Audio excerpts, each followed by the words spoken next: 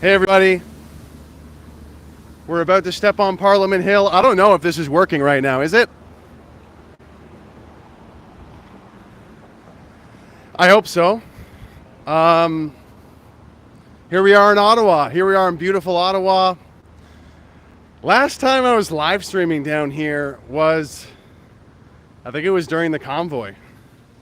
This intersection was filled with trucks, of course, and it was quite a long time ago. Seems like a different world back then. But we're going to the Million Man March on Parliament Hill. We're gonna go check that out. Just walking, just approaching there right now. Oh man.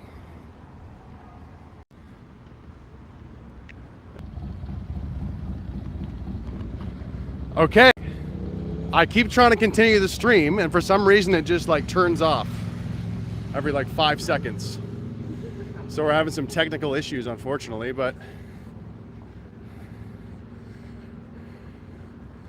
why we live today? More protests. Yeah, we're on Parliament Hill. Can you guys hear me?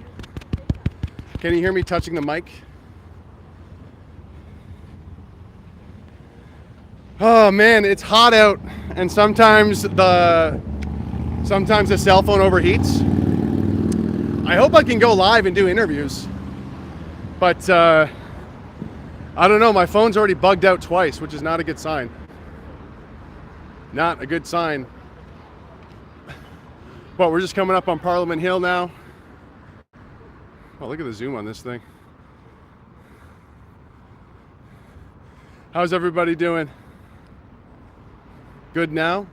Yeah, hopefully it stays this way. Because I tried firing it up a few times and it was not cooperating. Oh, look at that.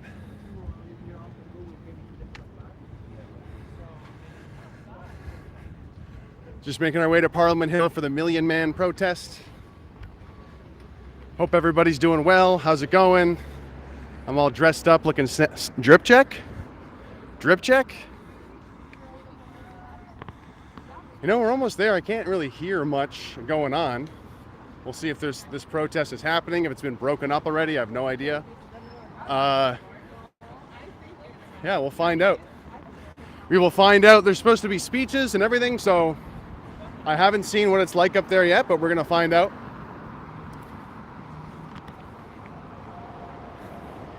And I was saying, last time I was live streaming here, it was during the convoy. So very different scene. It's hot. I'm in a suit. Probably not the best choice. The reason I did the suit is it has more pockets. So yeah, yeah. But we're gonna see what's happening for the Million Man March here on Parliament Hill. Pajama Productions, no pajama today. GD, no pajama today. All right, we're almost there. And what's going on? What's going on here? Some tourists around. Just getting up on Wellington. Okay, okay. I'm seeing some people over here. Those might just be tourists, though. Maybe that was a false alarm.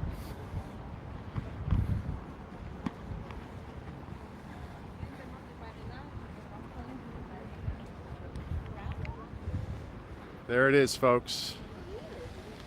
There it is. There's where the 11 traders are. Which 11 are they? We don't know. What countries are they working with? Officially, they mentioned China and India.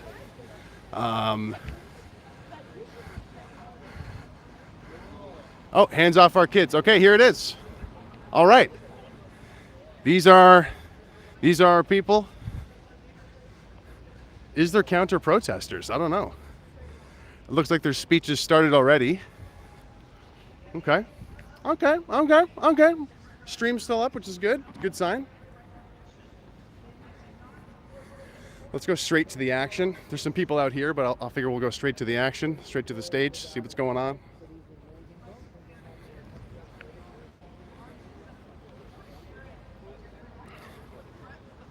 I freaked out because, no offense to the person speaking, but they have like they had white hair, and I'm like, oh my god, is that Fred Hahn?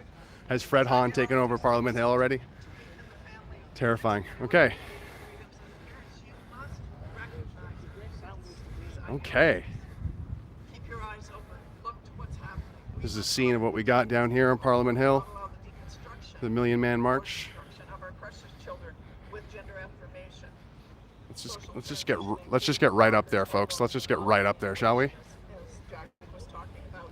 And if you want to know the whole picture on that, check out the Cass review. In fact, the Cass review, which came out of Britain last year, just this year actually, was the final review.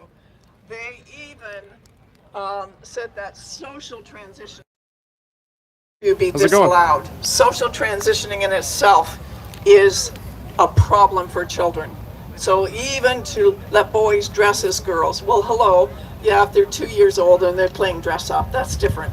But when you get a 13-year-old boy dressing like a girl, that is conditioning. That's indoctrination. So it's time for parents to unite across this land of Canada to arise and stand firm, expose the indoctrination and tyranny within our education systems, and most of all, rescue our children. Rise as one to defend the young. And I want to add this because I just received this morning, a brand new study by Dr. Michael Laidlaw. So Google him. He's an endocrinologist in the US. Just sent this study that was just completed, and it verifies everything that David was talking about. Jack was talking about. I've got too many names in my name. So this is what he says regarding adverse psychological effects of high-dose testosterone, which is what they give young girls who are deciding they could be cross-sex, which can never happen, by the way. So high-dose testosterone is given for the purpose of transitioning natal females in gender-affirming therapy. Some of these adverse reactions, and this is his quote, include depressed mood.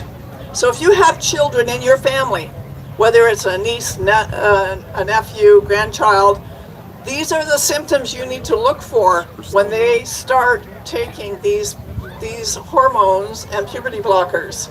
Depressed moods, emotional disorders, a lot of emotional catharsis, emotional distress, anger, aggression, antisocial behavior. And we see that. Unfortunately, we see it in those who are set up to counter-protest against us from the LGBT. We see it. Antisocial behavior. But listen to this. Homicidal ideation. Not just suicidal. Check. They become homicidal. This is really scary. Do you understand? When we stand up as parents and speak truth, and these children have been on hormones for how many years, and it's changed their brains, it's changed the brain chemistry. There are all kinds of negative effects, and homicidal ideation is one. Self-destructive behavior, affect liability, that means emotional liability. Dissociation, which is something I dealt with a lot when I treated adult survivors of complex trauma, and disorientation.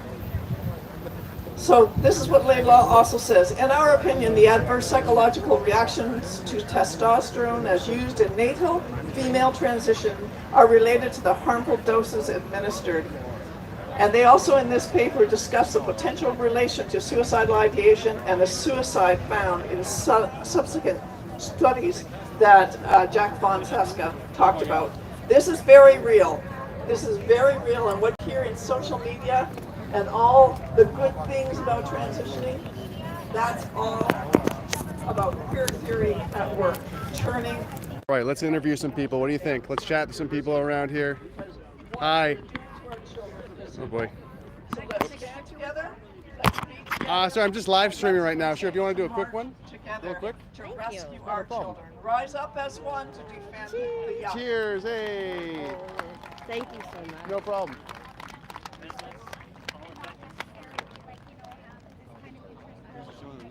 How's it going, everybody? I'm live on YouTube. Does anybody want to chat? Talk about weather out here today? I do have the reference for you.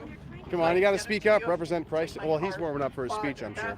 Yeah, he is. Just come out. Do you guys want to talk or no? Today. I just got it today. particularly. So No? I Not right can't now. speak a lot about I it. got but lots of people viewing at home. You can let them know why you're out here. No, it's all right. I'll pass. It's All right. not Thank you. hard to also cross the line. Is my little buddy Edgy D here today? toward homicide. Edgy D is in chat right now. So we Sorry. Oh, we are Someone's asking about you, Edgy. for our Where is he? children. We must rescue them. this old boomer guy. Oh, yeah? Do you want to be on camera? Not really. Okay. Thank you, All right. Dr. Hey, Mr. Hildebrandt, how are you? How are you? Good to see you. Good Good to to see see you. you as well. I'm live on YouTube right now. Are you going up next? Or? I believe so. Okay, great. I'll let you get prepared then. Thank you. Awesome. The man, the myth, the legend, Pastor Hildebrandt, about to go up next for his speech. Let's find some people to talk to here. And that's why I think it's important for me to be here, so I can show exactly what is the turnout, and what sort of interests are being represented within the turnout, right? And so then and I also have concerns about the other side, and on my socials, those concerns are front and center. Like it's pinned, like what's pinned over there. Like I wasn't welcome on that side to document what was happening, but no one is trying to exclude me on this side. You see what I mean? And so then that's very concerning, Last question. Do you think that if Pierre Poilievre is getting Oh, they're asking about Pierre. system, In the school system, I'm unsure how successful Poilievre would be in regard to the pushback. I do think, however, that Poilievre may manage to achieve some of his objectives with the mainstream media. And, I can't blame the Conservatives for their concerns in regard to the mainstream media and their having been funded by the Liberal government and what Canadians are exposed to as a result of that. I think that it's not an accurate description of what the reality is in Canada. And so then I'm not sure, in regard to the Conservative influence in the schools. I think that I don't have a lot of thoughts. I mean, that remains to be seen. And so then, that's interesting, but and it's an interesting question, but I don't really have a response. I think that perhaps if Poilievre is able to create some influence in the media and some change in the media, that may have some effects in school and various policies that are happening there. But I'm not sure that directly Poilievre would be able to affect any of those policies or not. I mean, without legislation, which is difficult, and because you have to have real evidence to pass legislation in Canada, and you have to have real support. And so then, we're going to have to see like actual facts for that. I would like Thank to you. record Pastor. Sorry. No, thank you. Can I ask you a quick question? And are you why are you out here for the protest today? Okay, so I'm here for the protest today because I'm interested in to see what really is happening. So then it's difficult because of in my view, the mainstream media is not reflecting an accurate description of what is really happening in Canada. And instead, I think that they're trying to perpetrate a particular point of view, a particular ideology, and they're trying to convince Canadians that that's real. So I have a lot of problem with that. And so then the reason that I'm here is so that I can document and see for my own eyes and hear in my own ears what is actually going on here. And are you passionate on this topic, or are you a mom, or? Oh yeah, sure, I'm a mom, I'm not passionate on the topic overly. I know trans people, and I've known trans people ever since I was a young person. I am concerned, however, about all of the trans kids all of a sudden. Because what's that about? No one has been able to explain this, right? Except, this side of it here thinks that it's about indoctrination and so on like that. I'm not sure that that's happening. I'm not going to be saying anything like that. But what I am going to be saying is that I notice that all of a sudden there's all kinds of trans kids all over the place, and there needs to, why aren't, I'm a researcher. Okay. Why aren't researchers researching that? Why aren't we looking for the explanation why? Why isn't that kind of work being funded by the government?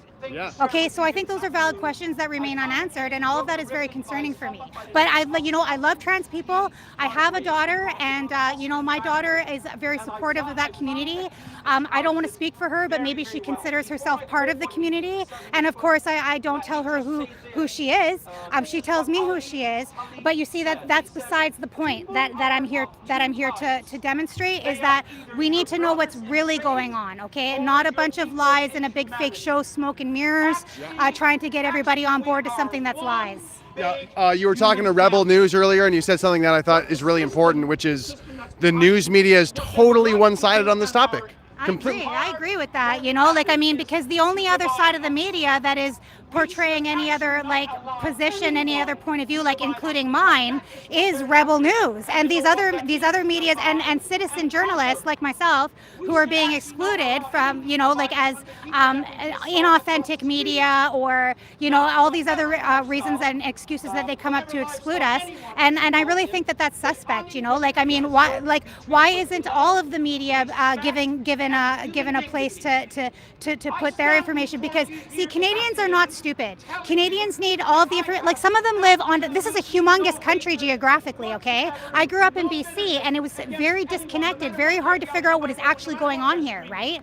And so that's why we need all of the media to provide us all the information from which we can decide for ourselves. How can we decide for ourselves when we're only seeing a very nuanced point of view that is very narrow and given in really simple terms, when these are not simple matters? These are matters that are complicated, and we need more information to be able to think about it. Okay, it's not just you don't agree with me, so I hate you. That's not good enough. We need more information than that. Absolutely. I started an organization called SayFreeSpeech.ca. If you're interested, on our homepage, there's a video about the war on parents, and it talks about how any parent who stands up against this gender indoctrination is slandered, smeared, and even CSIS, our CIA, our intelligence agency, they are considering people who counter the gender ideology, like everyone out here, should be put on a watch list for violent extremism. This is a new policy from CSIS.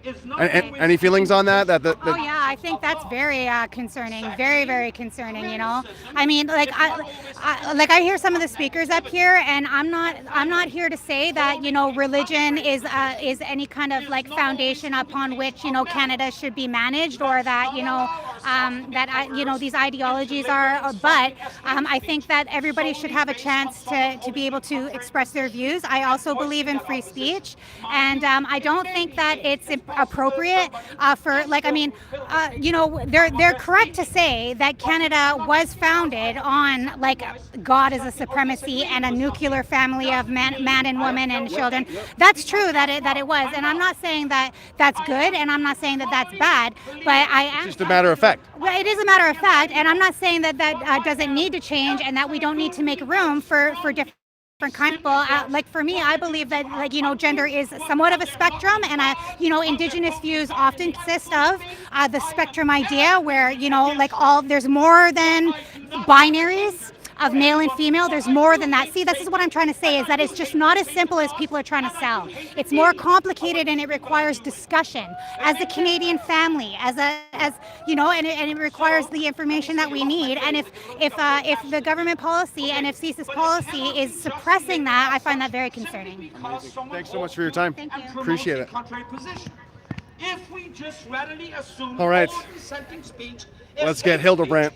Then we cannot have a conversation about the viewpoints which we hold, and we cannot have a conversation. If we cannot have a conversation, no understanding can be reached, neither can any mutual peaceful conclusion be drawn. So you saw exactly that. They are yelling at us. They're yelling, you hate this, and they're yelling, they're talking about human rights, and we'll talk about that in just a moment. But there is no constructive conversation going on, letting them know, look, we don't hate you. We just don't want you to destroy our children. We don't want you to tear the very fabric that holds our society together, right? We need to have a constructive conversation. But unfortunately, it's done with them. Right behind me here, we have, that is where it's actually going on, okay? There's unrighteousness, there's unholiness going on, and endorsed and propagated.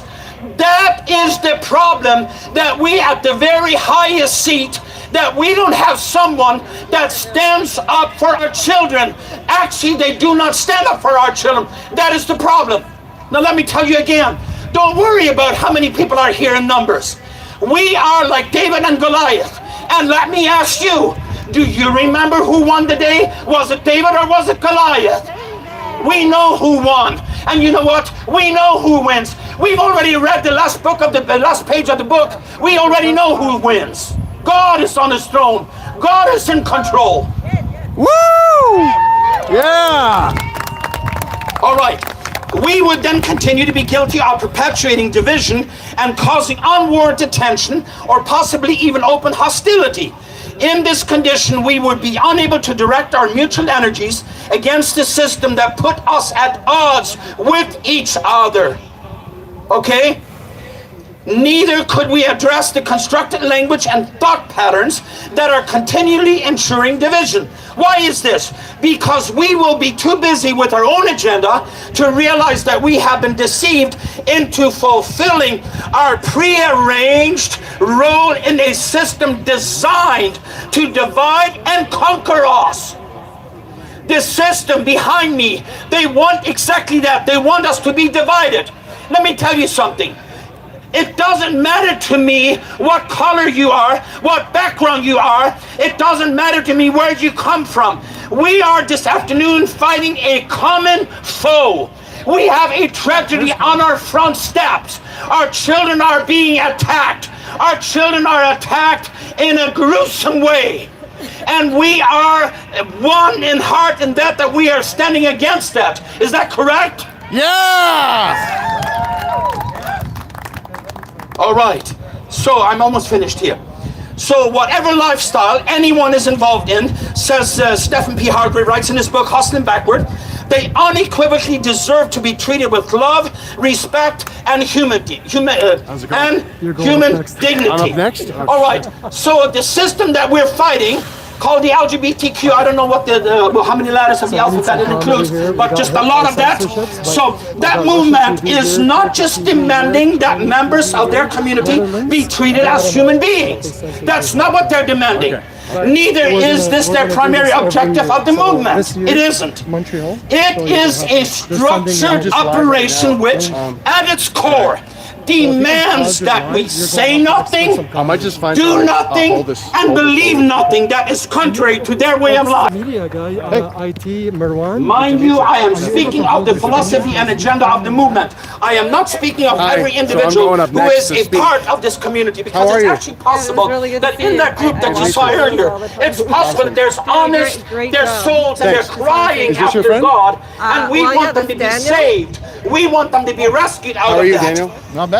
Like I said, it is not an organization for the advancement of human rights. Okay. It is a movement for the right to practice certain behaviors and have those behaviors legitimized through legislation, while at the same time demanding that everyone falls in line and says that it's okay. Awesome. Well, I got news for you.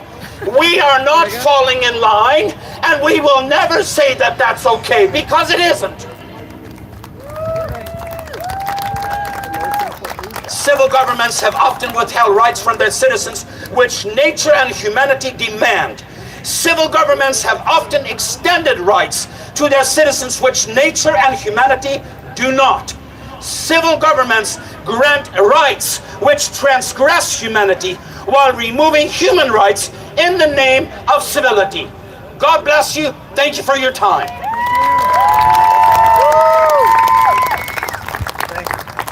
Wow, I always loved hearing Pastor Hildebrand. That was just inspiring. And that's what we're here for today, is to inspire each other to continue the fight.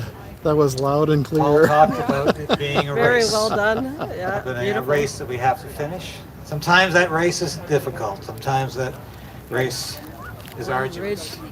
But with his help, we continue, we persevere, we're persistent. And that's what the left hates most about us. We are persistent because we do believe. I wanted to make one comment before I introduce our next speaker, but he's actually more of a comedian. Because we want you guys to be feeling good before the march. And that's coming after our next speaker. Before I say that, though, I wanted to highlight some news we all heard yesterday. The federal court deciding that my friends at Rebel News are not real journalists. because they're not reporting the news the way Justin Trudeau wants it reported. That's sad. And Ezra's been a friend of mine for over 20 years. I knew Ezra. We both worked right behind us here. We both worked in the Hill. And I worked at the first Western Standard with Ezra. And he's been a close friend. We worked at Sun News together. So there's no competition between the new media. We all are fighting for the same thing. And to say that somebody like Dave Menzies, who goes out and covers stories the mainstream media won't cover, is not a journalist because he's not doing stuff Justin Trudeau likes, is to me a complete capitulation of justice in this country. These are journalists. These are not news personalities like CBC wants to call them. CBC, what a joke. What a joke. This is an organization that gets $1.3 billion a year of your tax dollars, has paid advertising, and yet is always going in the red. Let's not forget the somehow bonus. Can afford to pay bonuses to the fat cat executives Pensions. at the top of Catherine the Tate. organization, including the CEO. And they're always crying the blues. They're always telling you Not how enough much money. more your taxpayer dollars. So I can't wait until the day. And I actually wrote for CBC for a couple of years as a columnist. I was the token conservative columnist. I can't wait for the day when they have how I paid look. me. You look superior. That to me, Just like the fawns. I wrote a policy Just paper like the on this fawns. about Looks in the 15 mirror, years ago. I'm good. It's called Time to Leave Home. The arguments about privatizing, the arguments for privatizing the CBC. I've been fighting for this issue for years. And to me, this is a litmus test for the next Yeah, that way government. there's nobody. They've got to follow through on this, folks. They've got to follow through on the pledge and the promise to privatize, to defund the CBC. Because this is crucial to what freedom is about in Canada. We can no longer be subsidizing our news media. We can no longer be paying journalists to tell us what the government wants them to say. So tragedy yesterday, I can't say more about how tragic it is. Our next speaker is going to leave you feeling really good. His name is Greg Wycliffe, and like myself, he has a fantastic YouTube station that I invite you all to watch. And actually, I think, ironically, we just invited Greg to come on my show next week because he is somebody who loves to talk about Bill C-63 as I do. This is the worst, most odious piece of legislation against free speech in the world today. In the world. It is going to make Canada look like a worse formation than the UK is right now, where you've got this jackass of a prime minister, Herr Keir Starmer, I won't call that man sir, not for anything, at war with his own country, putting people in jail for what they say on the internet. And that's what's going to happen in Canada. So our next speaker is going to talk about his dedication. He's a comedian, he's a reporter, a political commentator, and his comedy skits poke fun at the hypocritical government that has garnered millions of views across this country. And I encourage you to be one of them. Right now, Greg is fighting the growing censorship in Canada, like Bill C-63, as we all know, as the Online Harms Act. And if there's one bill you need to fight that one, because it's the linchpin of our freedom. If we lose our freedom of speech, we ain't got any freedom. We lose our democracy. You know, I always say this on my broadcast. Everybody knows the classic 1942 film Casablanca. And the resistance fighter in that movie is a character named Victor Laszlo, played by Paul Heinrich. And he's asked by Rick Blaine, played by Humphrey Bogart, "Why do you keep fighting? What are you fighting for?" And he says, "You might as well ask why we keep breathing. If we stop breathing, we will die. If we stop fighting, the world will die." And that's why I keep fighting, and that's why Greg Wycliffe keeps fighting. Through comedy and education, Greg is fighting against the far-left ideologues in media and politics who try to silence and censor parents who are simply trying to protect their children. So Greg, come on up. We love you. Woo! Yeah! All right, give it up for your MC, ladies and gentlemen. How are we feeling? How are we doing? Good to see everybody. This is great. You know, a lot of people can feel very demoralized these days that not enough people came out today. But you know, sometimes maybe we have to take a page out of the book of our political enemies. I personally identify as 10,000 people. So I think this entire group right here identifies as 1 million people, okay? And you can't say otherwise or else you're a bigot. That's how it works. I didn't make the rules, okay? But first of all, just give yourselves a round of applause for being out here today, okay? Give yourselves a round of applause because everyone out here on the lawn cares more about children in Canada than the people in that building back there. So good for you. At least somebody cares. And you know, I'm a comedian. I try to make jokes, but to be honest, it's really hard to make jokes about something that is already patently absurd. Okay? Again, using their same rules, I could say that right now. Right now. I'm a woman now. Yep, just right. Oh my God, it just happened. Oh my God, just a thought popped in my head. Now I'm a woman. You have to call me a woman. If you don't call me ma'am, then I'm gonna get the Human Rights Tribunal against you. It's not funny, ma'am. You'll have to go in there and you know. Greg had a goatee. That's my dead name. Don't call me Greg. He had a goatee. It seemed masculine. I'm not masculine. I'm femme-identifying. And on and on. It's crazy. It's crazy. How am I supposed to write a joke about this? Just explain it, right? That's right, Danielle Smith.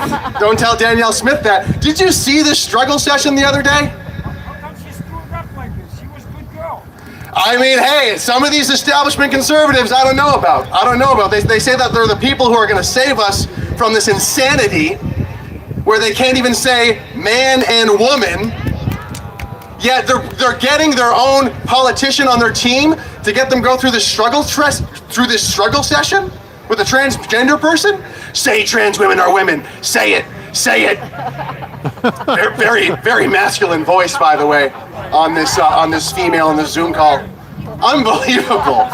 Unbelievable.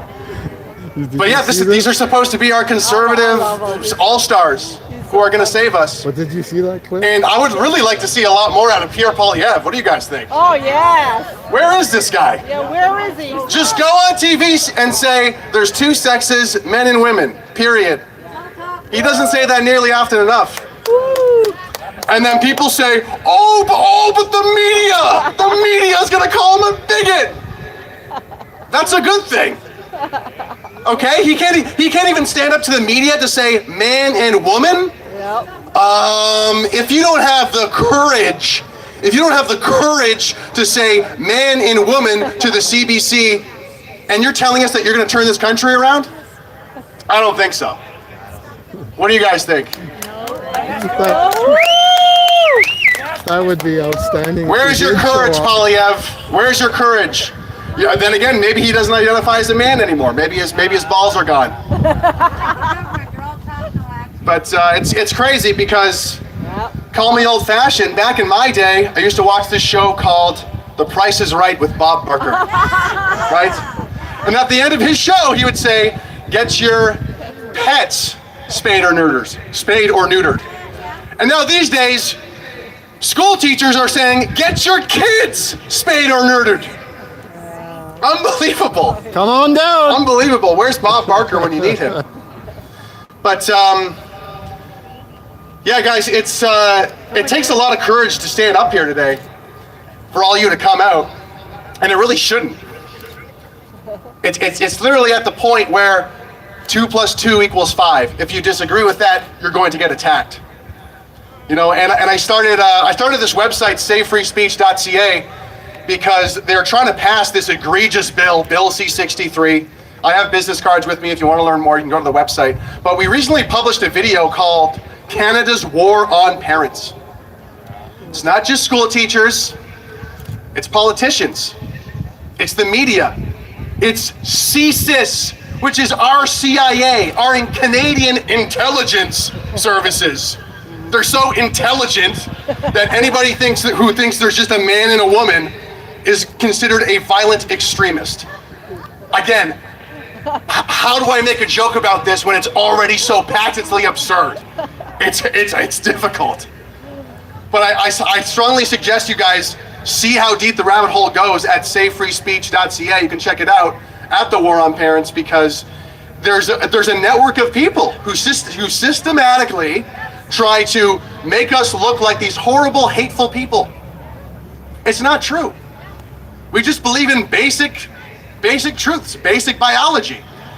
And when it comes to the Charter of Rights and Freedoms, for those who don't know, one of the first lines of our charter says the supremacy of God. Okay? And we forget that, or we don't honor that at all. And it's being replaced. It's being replaced with some weird rainbow progressive belief system where there's a whole bunch of different types of genders, and we need to tell kids about that or else we're bad people. Again, it's so difficult to keep track of the rules. The rules change every single day, and it's completely and patently absurd. But again, hey guys, give yourselves a round of applause for coming out today, okay? I love this guy. He's the best. Tell it as it is. What's gender wars? That's why I love him. Oh yeah? Okay, cool. We're actually coming out with a documentary at savefreespeech.ca, and it's going to tell the story of different Canadians who are being attacked for their political opinions. Parents, savefreespeech.ca.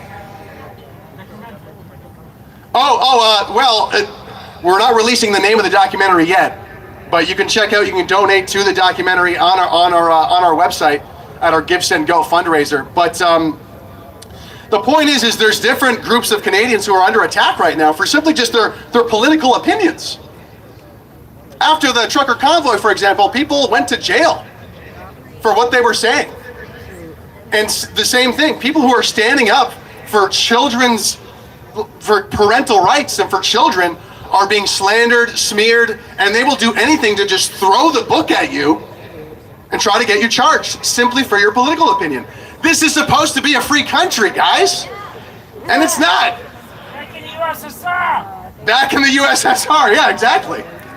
You know, ever since 2018, we have had government-subsidized media. What does that mean? That means that the CBC is paid for by the government, CTV, government, Global News, government, City TV, government. They all get government funds. This is a characteristic of an authoritarian country. This is the same thing in China, North Korea, Russia.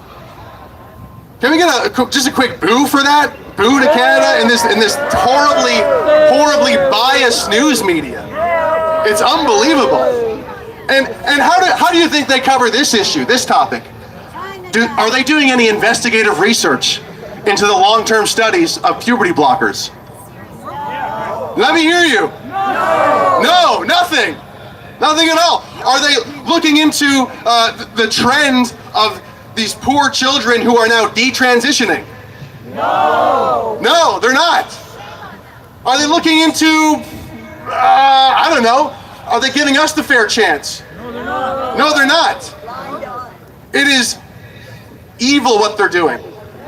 It's evil what they're doing. It's horrible. And it's because of people like you that we have a fighting chance to stop this. And it's our duty to continue speaking up and continue speaking out. And we got to keep a lightness of spirit about it, like I said.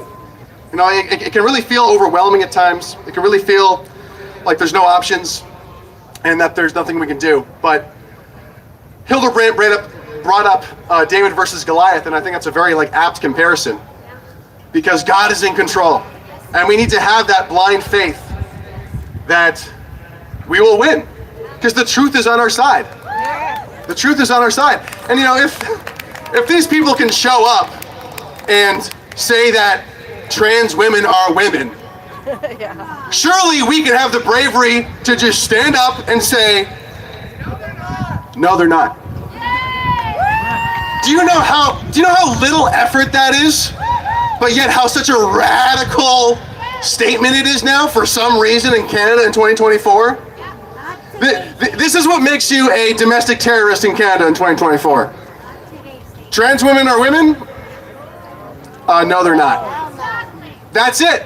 That's all you have to do to be put on a government watch list. It's just say, no, they're not. Trans women are not women. And you know what happened to Danielle Smith's colleague, putting her through this re-education training? That's coming for every single one of us, and even the people who aren't here and think, oh, it's not going to affect me. It's not going to affect me. Who knows? Soon, later, 2 years from now, you'll have some transgender knocking on your door. Say trans women are women. I'm a trans police officer. If you don't say that, then you're going to jail. I know, and it sounds absurd, but that's where things are headed unless more people like us don't stand up. So it's amazing to see all you out here. Make sure you're networking, okay? Make sure you're networking here. Connect with people. Say hello, break the ice. Get to know one another. Maybe you live nearby. There is two ways to look at this. There's changing it from the top down and from the bottom up.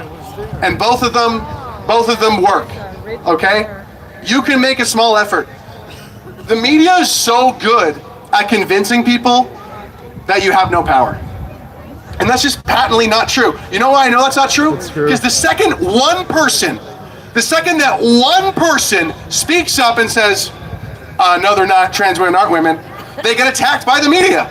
There's people on top of them constantly saying, don't say that, don't do that. If you're so powerless and you have no power, then why is the media crashing down on you the second that one person stands up and says something? The truth is, they're terrified. They're terrified more people are going to stand up and say, hands off our kids. Leave our kids alone. You are a lying, evil scumbag. And if you haven't noticed, the people who say that most aggressively are the ones that get put on CSIS watch lists. Oops. Give yourselves another round of applause for your courage. You guys are on the right side of history, okay? And that's a lot to feel good about. And yeah, just once again, I made the joke of a transgender cop showing up to, to put you through a struggle session. But they're presenting legislation with Bill C-63 that is that absurd. Okay, to give you a little taste, they want to make detestation, to detest something, criminal hate speech. The definition of detestation is intense dislike. So if you intensely dislike something, sometimes I intensely dislike the Toronto Maple Leafs, but for example, I don't want to split the crowd here, but as an example, technically, that could get you charged with criminal hate speech. This language is so broad, and it would be so easy to use this legislation, to use it against all of us for offending trans people, bullying trans kids. There's so much terrible stuff in this legislation, and if it passed, it would be the end of free speech in Canada. So if you want to learn more, you can go to sayfreespeech.ca. But the point is this battle is far from over, but it's actually really easy to fight back. Because all you have to do is not give in to the fear, calmly step forward, take a breath and say, trans women are women? No, they're not. Oh, you think I'm a transphobe? You think I'm a homophobe? I think you're enabling pedophiles. Okay, that's what I think you're doing. I think that's way worse. And by all intents and accounts, it is way worse. We are the ones protecting children, not them. Are you kidding me? There is one more joke that I wrote, but it's a little off color. So brace yourselves. But when I was at this protest last year, I had a chance to confront the Rainbow Mob people. And I had one question for them. What's a trans kid? What's a trans kid? Is a trans kid like or they were born a trans kid, or when the kid decided that they were the opposite gender, then were they born first a trans or they became a trans? The second you start to talk about it, it makes no sense. But I do have an answer for who is a trans kid, or what is a trans kid. I don't know if I can say it, it's so inappropriate. But a trans kid is unfortunately a kid that makes a pedophile rock hard. Okay, I know that's horrible. But let's think about this. I mean, if there's anybody who is going to expose a child to grooming, it's a trans kid. It's the perfect equation for a pedophile to groom a child. Oh, we identified the trans kids in school. Great, they probably have mental issues. They probably don't have support at home. We're gonna fill their heads with all sorts of words that they can Google online so we can find them. They are priming children to be victims of sexual predators. So I just want to emphasize that. Do not be afraid of being called a bigot or a transphobe or a homophobe. Because do you think the pedophiles are on this side of the fence? No, they're over there and they're having a great time and they're the most hateful and deceitful ones. And if you want to do research, and I know it's uncomfortable to talk about pedophiles, but guess what, guys? They're not unicorns, they're real. They're out there, okay? And they seek power positions if you do the research. If you look at the type of people that become pedophiles, I know it's an uncomfortable subject, but let's be real here. Look at the guy. Okay, they seek out power positions, and they are very deceitful, very sociopathic, and without a doubt, they are hiding behind that rainbow flag. And I know that, you know, the other side will say, oh, he's being hateful, he's trying to call all gays pedophiles. You know that's not true. The point is, listen to your heart and know that you are the one protecting children. You are the one who is in the right. Don't be intimidated by these stupid slurs and labels of transphobe, homophobe. No, okay? I am against the worst of the worst kind of evil, which is pedophilia.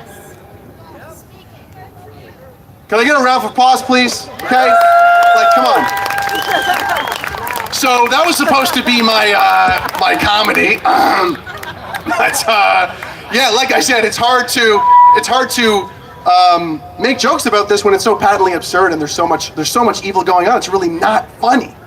But like I said, I identify as a woman. They have to respect that. So if they do attack me, it's their problem, and I'm gonna get the human rights court involved. But guys, thank you so much for having me. If you want to learn more about SaveFreeSpeech.ca, Bill C-63, or the War on Parents, come say hello. I got some business cards information for you. I'm also live streaming as well, so if you want to hop on my live stream, say while you're down here, then come seek me out. I would love to chat with you. And again, give yourselves a round of applause for being on the right side of history and protecting Canadian kids.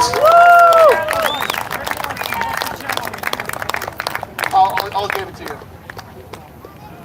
Thank you. Thank you so much, Greg. That was Great. That was great. so nice. I love It's it. nice to have this important message delivered sometime in a lighter way, because we do tend, I think, to get navel gazing, and we need to look upwards because our salvation does draw nigh. And these are hard times for a lot of Canadians, and not just economic, but we wonder sometimes where this country's going. Hey, not a And problem. we're going to be going on a march very, very shortly. Thanks so much. And Hey, Nice. anytime. 07s to chat for our cameraman. Thank you so much. Speaking truth. Keep doing it. Thank you. Do you want to chat on camera? Yeah, sure. how I'd many love Mexicans to. do we have here? Love to. Here you go. Thank you. I just got to get my microphone. Yeah, I sure. just remembered. Bosnia. I spent 12 years in the Royal Canadian Air Force. How'd I do, chat? How'd I do? I'm one of the proudest That years of my life. pedophile joke didn't come off very well. I'm not sure I could wear that uniform today. Didn't get many laughs. Way wokeism. Talking about a pedophile's hard-on probably isn't the best idea. But the other, I remember the other version I wanted to say was like, pedophiles think that trans kids are the best thing since sliced bread. That was probably the better option there. But Thank you. That was so important that you spoke. thank you, So important. You spoke the truth. Yeah, of course. Your questions. So this is me. You can click on the videos on the website, and you can find my YouTube channel through there. Yeah. All right, Joe. All right, guys. We're gonna put our. I've interviewed you before. I don't know. Yeah, I have. Maybe you did with I definitely Stacey when did. we were running around the block. I remember that. Oh, it's too hot for this jacket. Yes, we were all on the men. Everybody was running around in that protest. Yeah, I know. Yeah, that was probably it. Actually, you're right. You okay? Um, I get the subject that there's nothing welcome.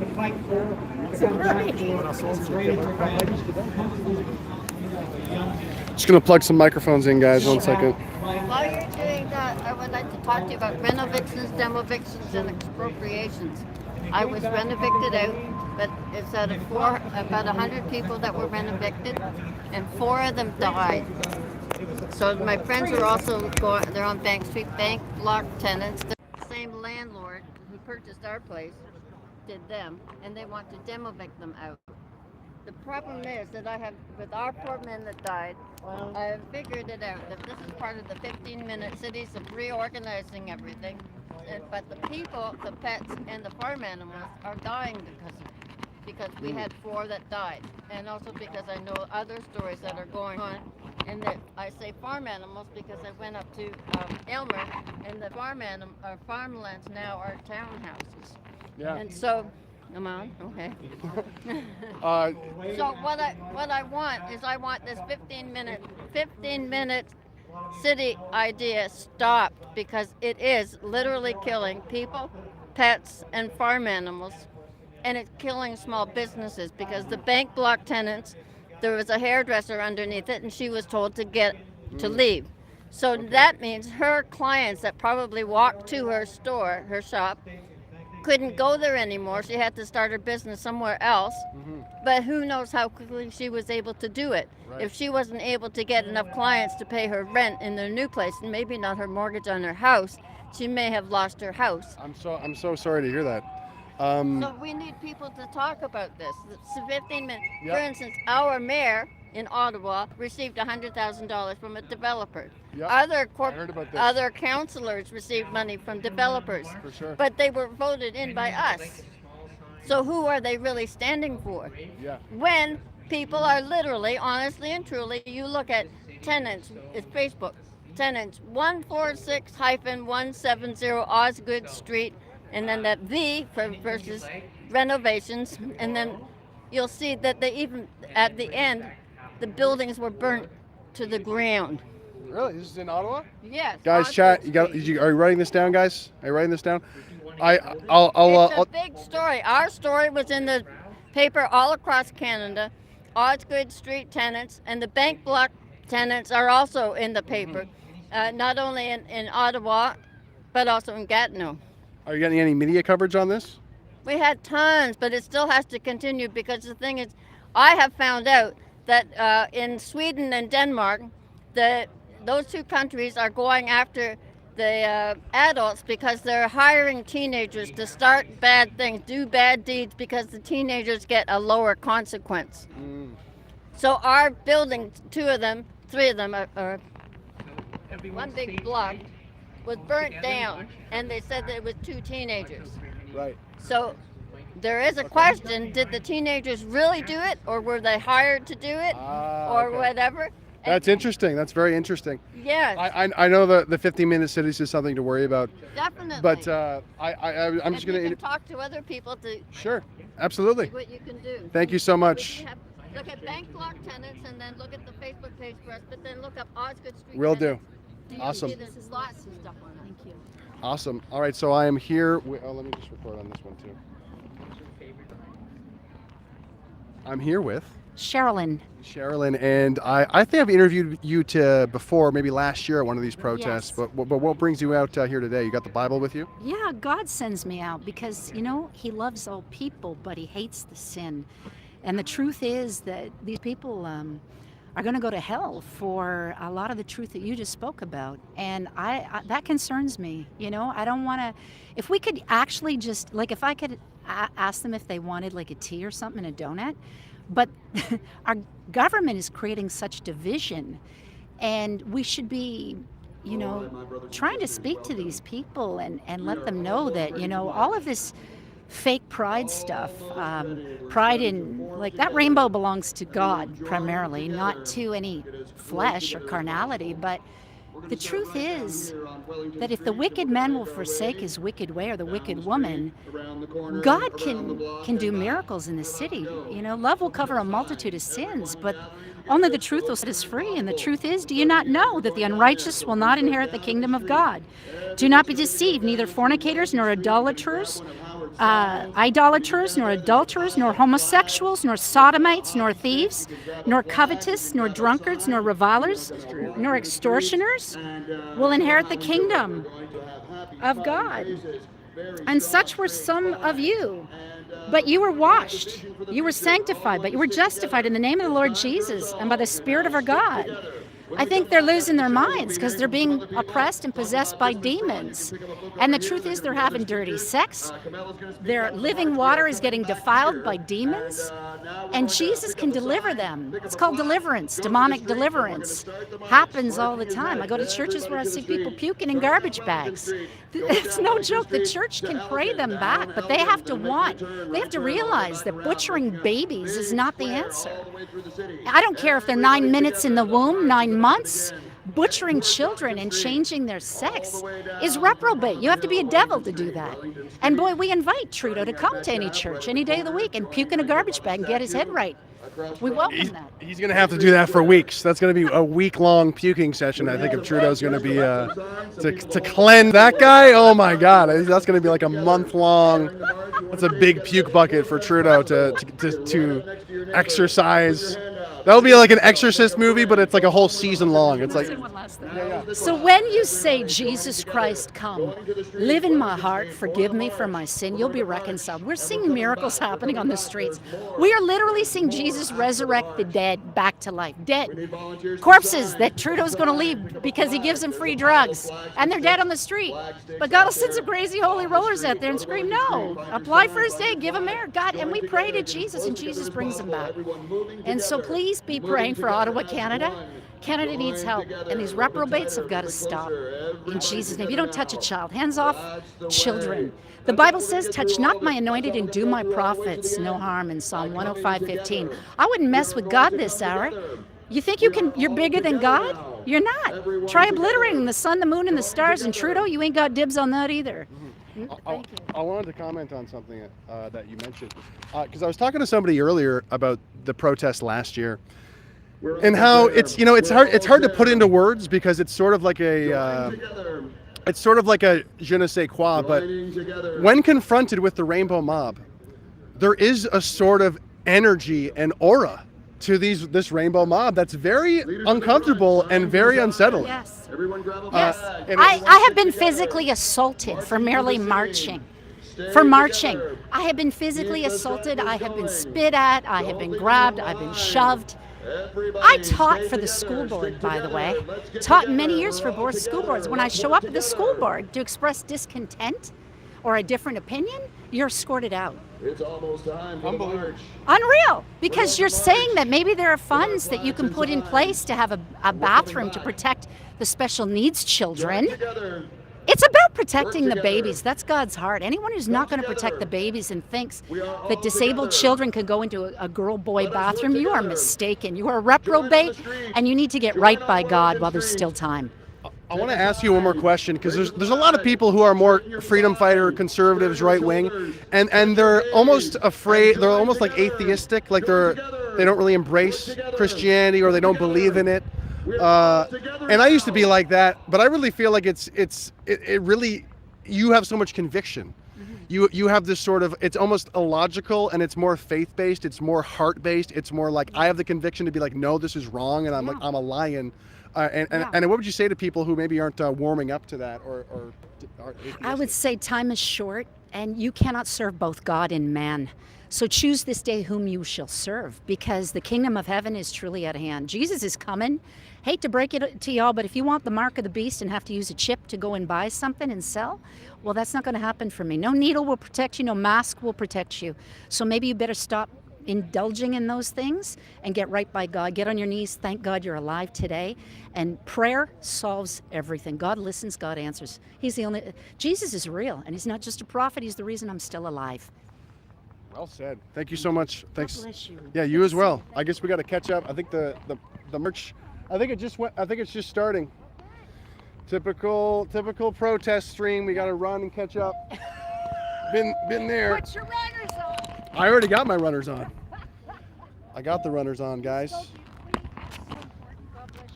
Thank you. Thank you. God bless you. The truth has to. The truth will set you free. That's the bottom line. Absolutely. Are you speaking for babies? How we doing, chat? Unfortunately, I can't read what you're saying. But we're gonna go over to the march. We got Camille, the man of the hour. Actually, it hasn't quite started yet. It hasn't?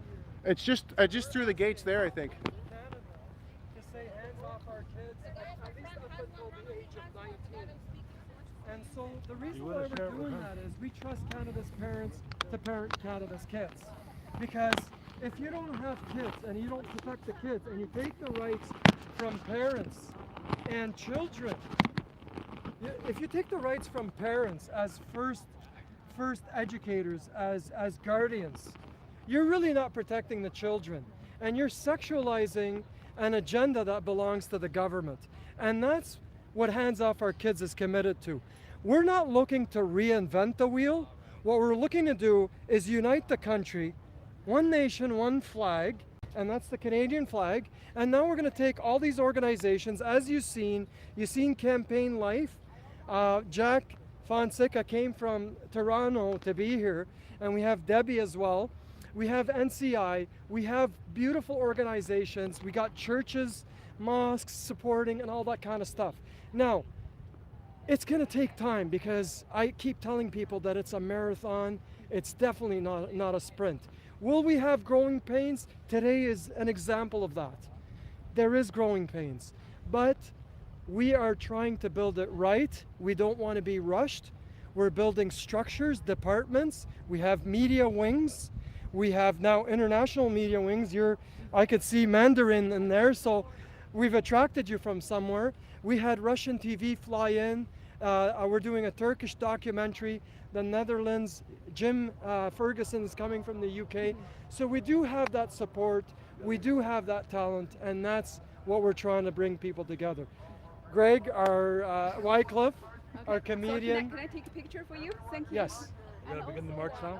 Yes. Yes, I know. It's just a few seconds. Okay. So let's take a picture for you. A little bit. Yeah, Like good. this, Yes, very good. Some people tell me to look down, some look sideways. So. Yes, that's the better for you image. Hold on. Yeah, sorry. Let me brush my eyebrows. Okay, hold on. Looks like the march is just starting over there. So we're only 14 months old. So you could say we're babies, right? So I need your name. You already corrected me. Yeah. So I'm But I Camille. need last people a speaker. Do you want to chat? We're live right now. Do you want to chat? Hey guys, how's it going? Just want to say thank you for following. This is a big momentum right here.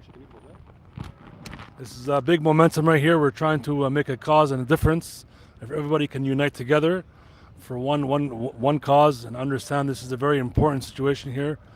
It's good versus evil, and we're here to come together as one umbrella, Christian, Jewish, Muslims, everybody, for one reason only, right? It's to end the wokeness, end the willingly open to knowing evil, WOKE.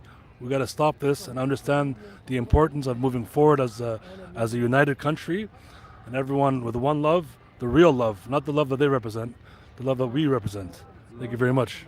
Awesome. Could I ask one quick question? Yes. When did you first starting speaking out about this or get passionate, get involved with this type of thing? Last year or before that? Around last year, when we seen the influence they had on the media and how the children are being affected, and once I don't have children myself, but I respect the whole agenda about taking care of our children in the right way, and not the woke way. So this is why it's very important we stand together and understand the importance of good versus evil. Thank you very much.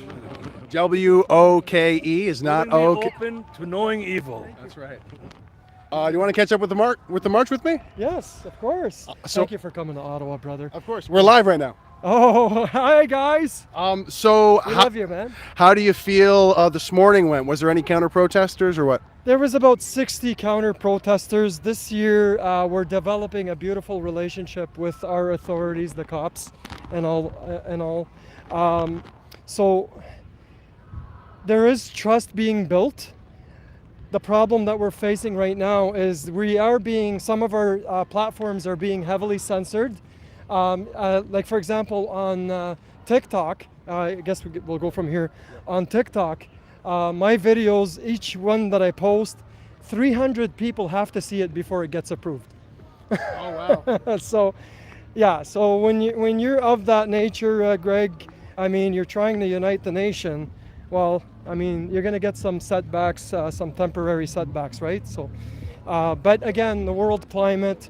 I just got word from Pastor Henry Hildebrand's delegation that they're scaring congregations, our fellow Christian Canadians, that there's going to be some Hamas sympathizers, some terrorists that are going to harm you. Out here? Yes. No way. Yeah, so people are like, I want to come and support Camille.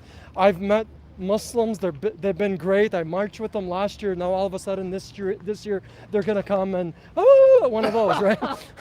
And then they did the same thing to the mosques. What they said to the mosques is Camille canceled, so you don't have to go. So I had to go. I found this out at midnight last night, and I sent a PR, an announcement in Arabic. So that was circulated. Tell us a bit more about that, because we had an interview the other day. I forget if we were talking live or privately, but tell us about this kind of like subversive tactics that you have to deal with, because you basically said that your one website got hijacked as well. Yes. So we do face challenges, and everybody is oh, sorry. So we do face challenges, and here's what happens. Our campaign. We're one nation, one flag, and the Canadian flag.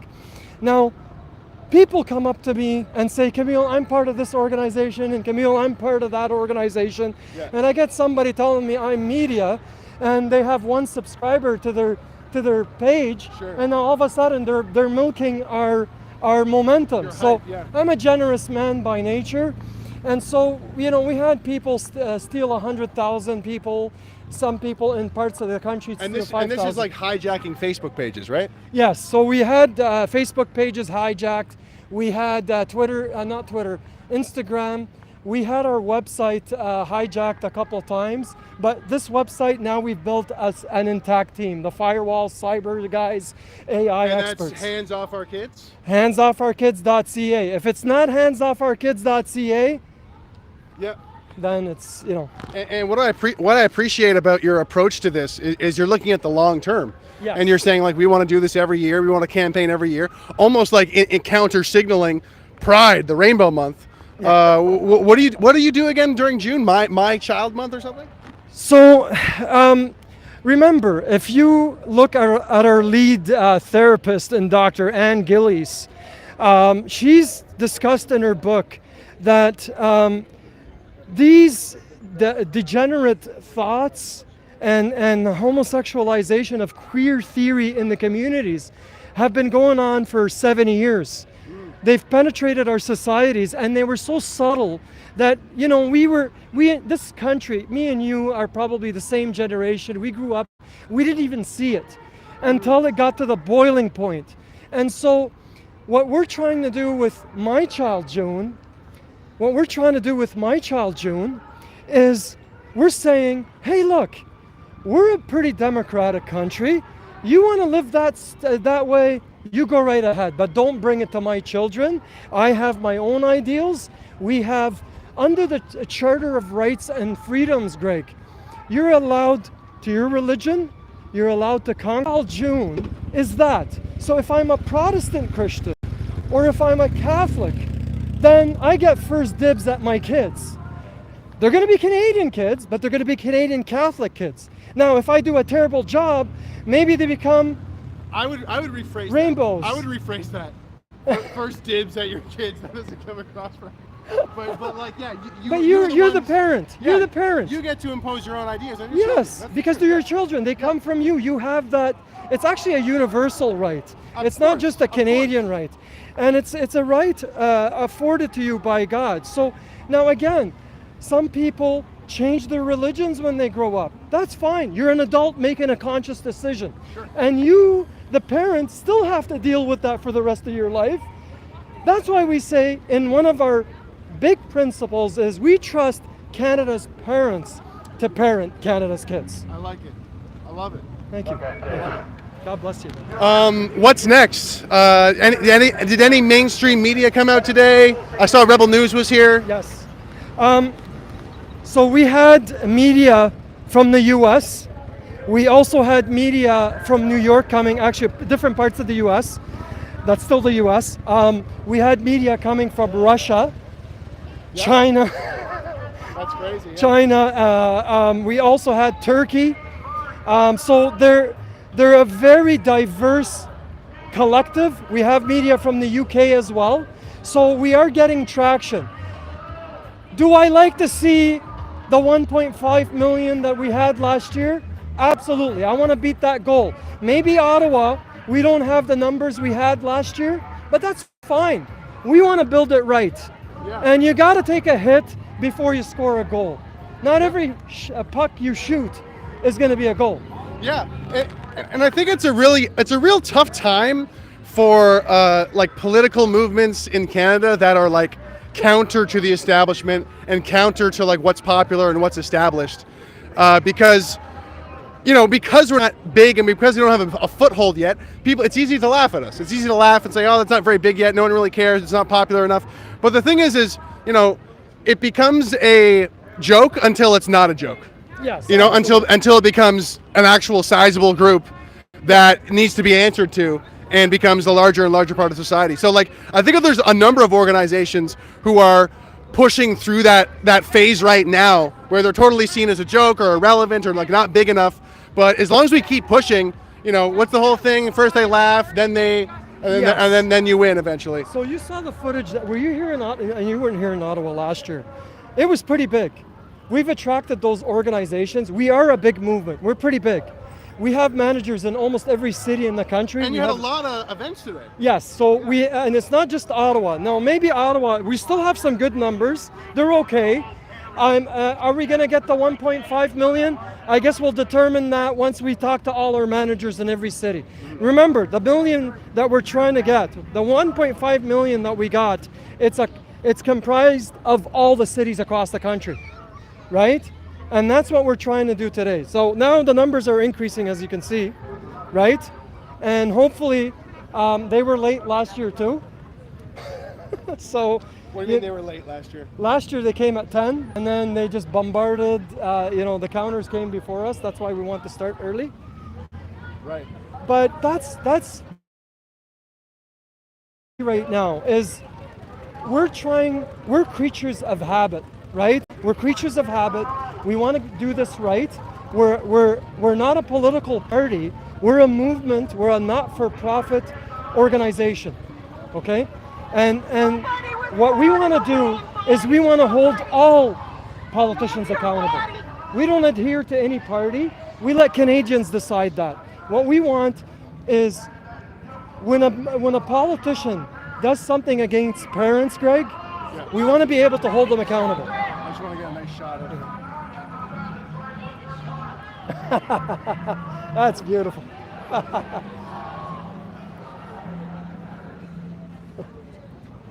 Good stuff. Walk with us. Join us. Join us. So it is getting big, as you can see now. Yeah. But now it's gonna, I guess everybody, because it's Friday, they're like, I figure, I'm gonna take time off work. Yep. It was Wednesday before that, they took the whole day off. But Friday, they go and leave early. So you will see bigger numbers as we walk through. Okay? Yeah. Awesome. What did you think of the speeches today? And what else would you like to share? Well, you know what? I thought they were exceptional. The speeches are indicative of the Canadian fabric that we have. I thank you for doing your comedic skit. It was awesome, yeah. But it was informative. We in a time of anger and resentment, it's nice to have a little comedy, so people mellow out a bit, relax. We need that. We need laughter. Laughter is the best medicine. The other speech, we had therapy in that with Dr. Ann Gillies, who is our lead therapist in the movement. We're looking to expand her efforts. At some point, hopefully you get to meet her on the website, and if a parent is traumatized, they can get that support from Hands Off Our Kids. So we got big plans. Good. Now those plans, you have to build the fortress before people can go in. You have to put the furniture in there. And you have to make it easy for people, right? Absolutely, and it has to be very easy. So like last night, we have a petition. Please, guys, handsoffourkids.ca, sign the petition, because once we get to 1 million people, I'm gonna go and take that petition to the House of Commons, to all leaders, and we also... So you want to use the microphone? Patty will let you use your microphone. Thank you, Patty. God bless you. You know it. Patty. Let's go. Let's go. Are you gonna do a speech up here or what? My speech is going to be over there. I just like to motivate the crowd as best as I can. Let's go. Awesome. We look forward to that. Thanks a lot, Camille. And that's Hands Off Our Kids. Handsoffourkids.com? Handsoffourkids.ca. Okay. And there's a petition, and now we're a not-for-profit corporation, so we are taking donations. We're going to need a lot of help. Amazing. Everybody is working for free. All our teams from coast to coast, these are lawyers, these are journalists, these are artists. Concerned parents. A year and a half for free. Can you imagine that? It's not just me working for free, my friend. Well, hey, we're praying for you. Best of luck, and break a leg when you crack open that All right. loudspeaker. I'm pretty loud. Thank you very much. Yeah, this is great. Ladies and gentlemen, your attention, please. Ladies and gentlemen, thank you very much for showing up. And guys, we are Love it. Love it. So sorry about that. leaving work after lunch because it's Friday. Remember that. So we are on, what street are we on here? Lisgard, I believe. Metcalf and Laurier. We're at Metcalf and Laurier for the Hands Off Our Kids March. Oh.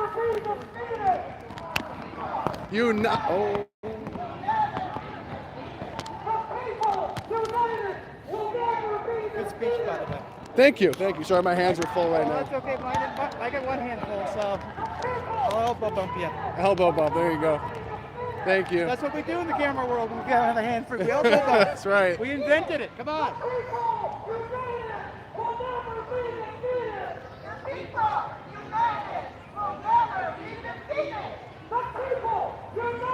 Good. How are you? I'm live on YouTube. Do you want to make a comment? How do you feel about what you're seeing today, this march? We're here to serve and protect, sir. Okay. What about protect kids from puberty blockers? We are here to serve and protect. Thank you. Did you know that CSIS considers people who are anti-gender, this crowd, to be violent extremists? Again, I'm not going to comment. Thank you. Okay, well. Thanks anyway. Just be careful of the people you're serving. Okay. Fair enough. Where the heck is Patty?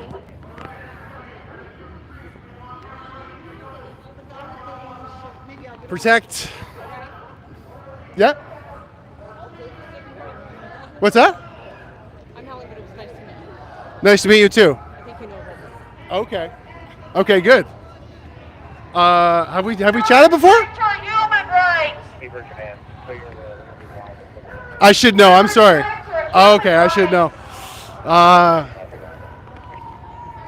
She's an ally. I think she's an ally. She's undercover. Okay. Well. Police officer here to help people. Okay. Okay. Thank you. She's helping me not get arrested by the government, I think. But anyway, let's chat to some people marching here. Hi there. I'm live on YouTube. Did you want to like talk on the internet with some people, or? I think some of those would be better than me. Okay. Please. Sure. Would any of you like to chat? I just want to get an idea. You're not a good speaker. Okay. Thanks anyway.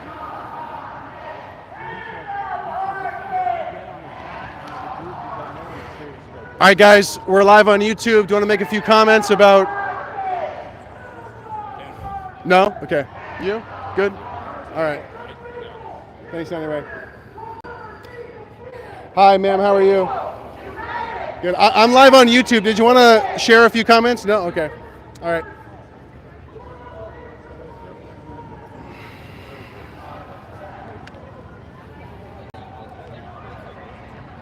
All right, all right. Who do we chat with? Who do we chat with, guys? Who do we talk to?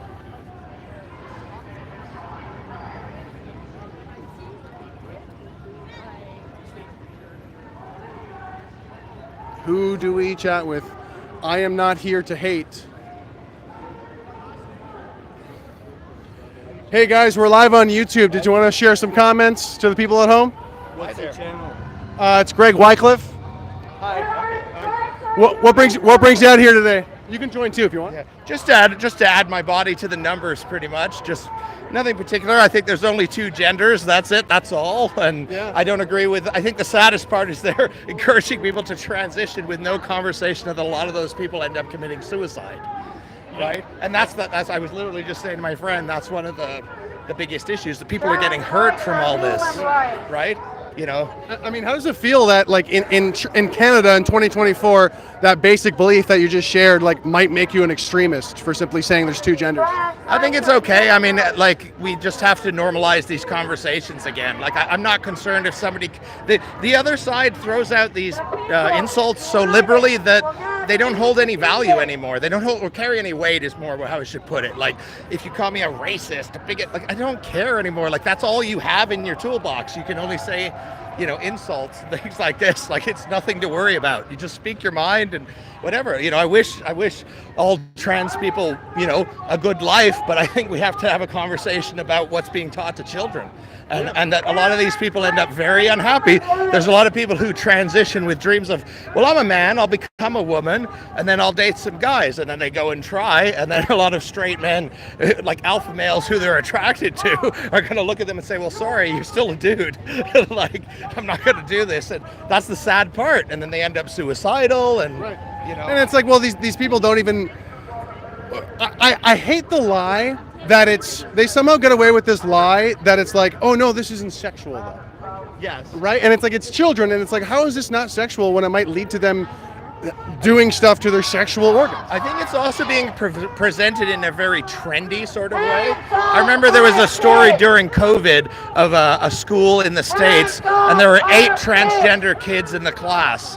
And then COVID happened, so everybody went home, and 2 years later there was only 1 transgender person left from that class, because of course once they were removed from their peers and the encouragement, then they're like, this is a fad, I don't want to actually go through with this and actually do it, when I'm not getting that validation from my peers or whatever it is. It's going through the heads, you know. And isn't it crazy that, like, we're dealing with kids, we're dealing with young minds, and this whole side of the conversation is not even had at all on TV, which is, hey, what if we're, you know, encouraging kids to just seek attention, and like you said, it's like a fad. We're seeing it as a fad. It'd be nice for us to be able to have just honest debates. Like, can we not have a primetime CBC like special where 2 sides sit down and get equal time and just talk about the issues? Like, it doesn't have to be this polarized or whatever. Like, the other side wants to polarize it all and not have a discussion, but one day things might flip and it might be them being shut down.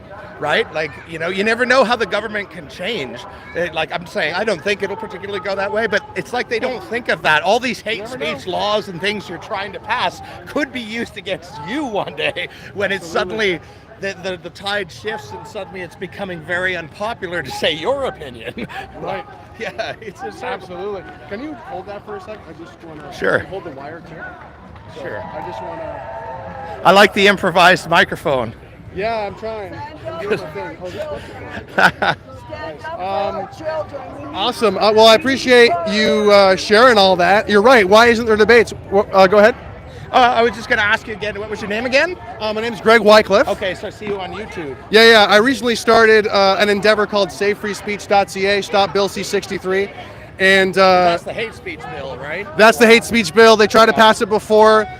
They want to, to intensely dislike something could be criminal hate speech. Yes. Yeah. And there's a video on our homepage right now called The War Against Parents, all specifically on this issue, how there already is a pattern of going after people like us who simply stand up and say there's only two genders. CSIS even says you're a violent extremist if you're anti-gender ideology. Well, and there's even, there's this book called the Bible. If you open it, I think it's like on the first page, it literally says like God created man and woman. I'm sure there's other religions. The Bible, what's it called? The Bible. The Bible. Yeah, there's a book that even says that's how it is. There's men and women. That's how it's going down. I know it's a radical concept for some people, but it's like it's okay to just say it. There's only two genders. If you don't mind, you're a good talker, so I want to keep asking you a question. I mentioned earlier in the live stream how there's on our Charter of Rights and Freedoms, it says something about the supremacy of God in the first sentence. How do you feel? Do you feel that Canada has gone away from its Christian or religious roots? Do you think there's any chance of it coming back? Do you think that's important, or do you think we're a secular society and it's over? I appreciate religion isn't for everybody, but you do have to get your morals from somewhere. So if we're not going to be put, let's say, Christianity at the core of our society anymore, okay, well, what are we replacing it with? Because there are some morals in the Bible, right? And there probably is. I'm not a scholar in Islam or anything, but they're probably in their book too, I would imagine. There's similar sort of statements. So what are we replacing it with? We need something to keep people, give them something to strive for and a bit of a moral code to live by. Absolutely. Right now we live by Trudeau's moral code. Yes, yeah. He's definitely, I think I sort of see him as out for himself, and he's happy to, push these ideologies and stuff just for voting points. Doesn't matter the damage some of these things are doing, this radical sexual stuff they're pushing on the children. I don't think he's gonna. What do you think? Is he gonna get in the next election? I don't think so.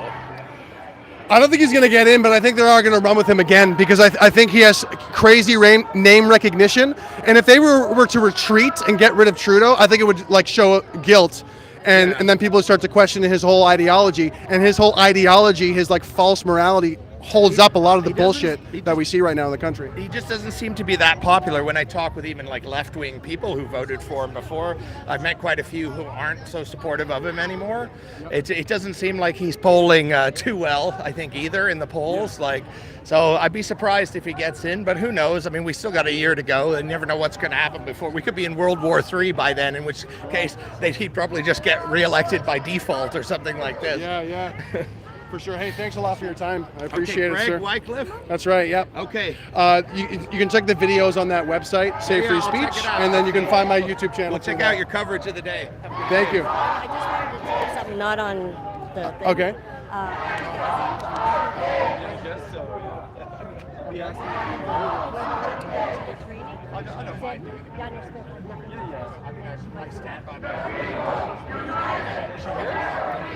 Oh, she's in Alberta? Yeah. Okay. So on the fringe, she said that Daniel Smith had nothing to do with it. Okay, cool. I'll keep my eyes out for So that. watch the fringe because then she was leaving town, but she might come on and do an interview. Cool. Yeah. Awesome, thank you. Sure. I'm live on YouTube right now. Oh. Awesome. Do you guys want to chat on a live stream? No? Okay. Thanks anyway.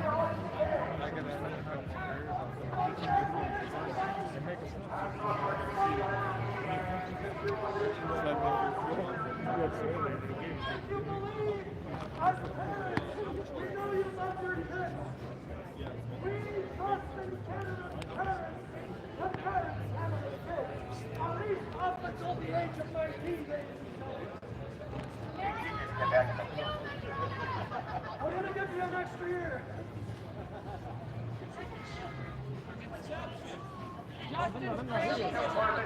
To us, we're sorry we disturbed you a little bit by your lunch, but we just want to say one thing. Hands off our kids! Hands off our kids! Hands off our kids! Hands off our kids! Hands off our kids! Hands off our kids! Please help the volunteers that are selfless, working around the clock. I have people doing surgery.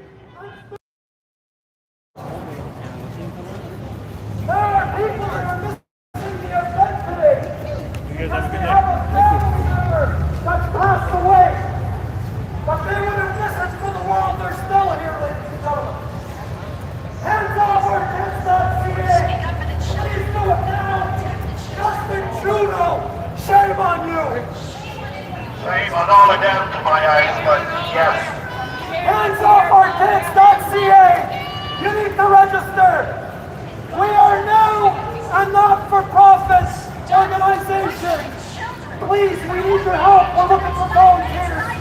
Hands off our kids! Hands off our kids! Hands off our kids, lady!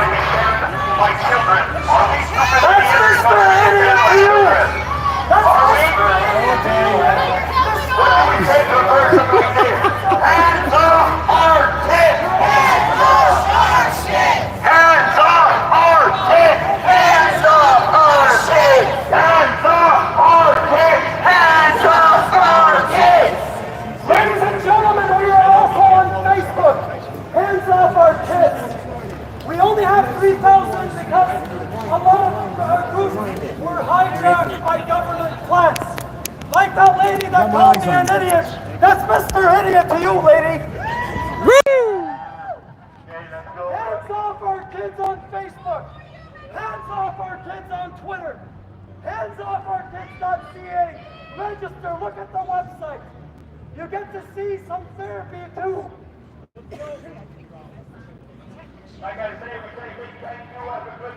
Hey, I'm live on YouTube. Can I ask you about your sign?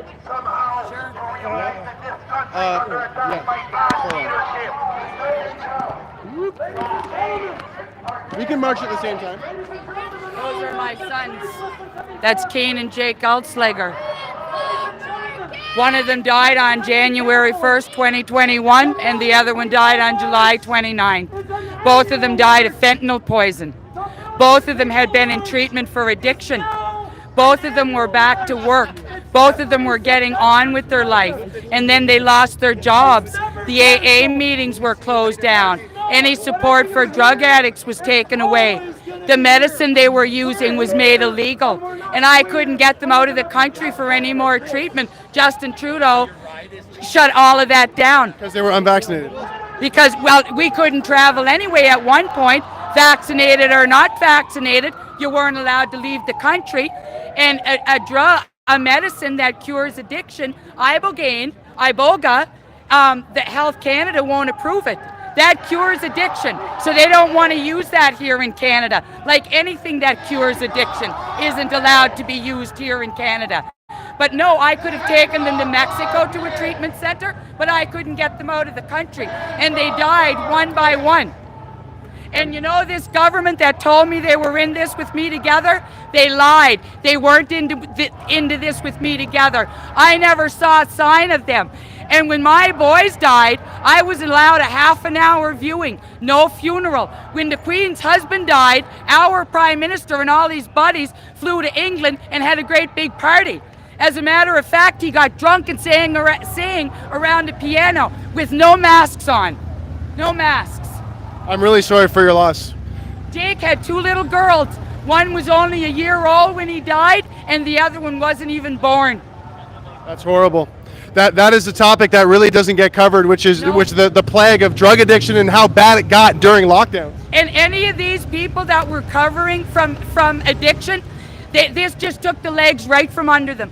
You know, I compare this to being in a boat, and you put out an SOS for someone to come and help you, and you get a helicopter flying overhead dropping rocks in your boat, because that's what the government did to us. My boys were recovering. My boys were getting on with their lives. They were both working. And then I go home to New Brunswick to mourn with my sister, who gets diagnosed with cancer and dies within 2 months. She had one vaccine. And again, I never heard from Justin Trudeau. You know who was into this with me together? The truckers, the freedom fighters, not the government. Well said. Well said. Thank you so much. Yeah, of course. How are you? Good. Okay. How, were you involved? Let's catch up a bit with the crowd. We got a treason sign here. It's all right. I'd love to ask you a couple of questions. You don't want to be on camera? No, I'm okay. Okay, cool. We're turning back onto Wellington Street here.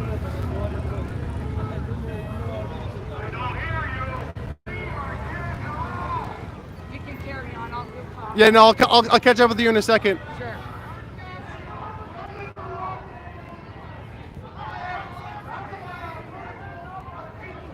Oh, nice. We got some counter protesters.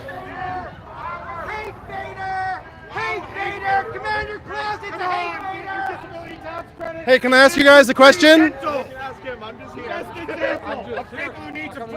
Hey, can I ask you a question? Can I ask you a question? What is a trans kid? What's a trans kid? I just want to ask him a question. So you want to protect trans kids? You can't even answer the question. What's a trans kid? You can't even speak up for trans kids and explain yourself? That's kind of embarrassing, bro. What's a trans kid? Sir, we talked to actual journalists. What's that? We talked to actual journalists, thank you. Can you answer a question or no? What's a trans kid? You have it on your sign. What's a trans kid? A child that doesn't identify with the gender assigned at birth. Simple. Holding the line. They don't identify with what they assigned it. So what about tomboys? If they still identify as women, then they're still women. And like, so they decide?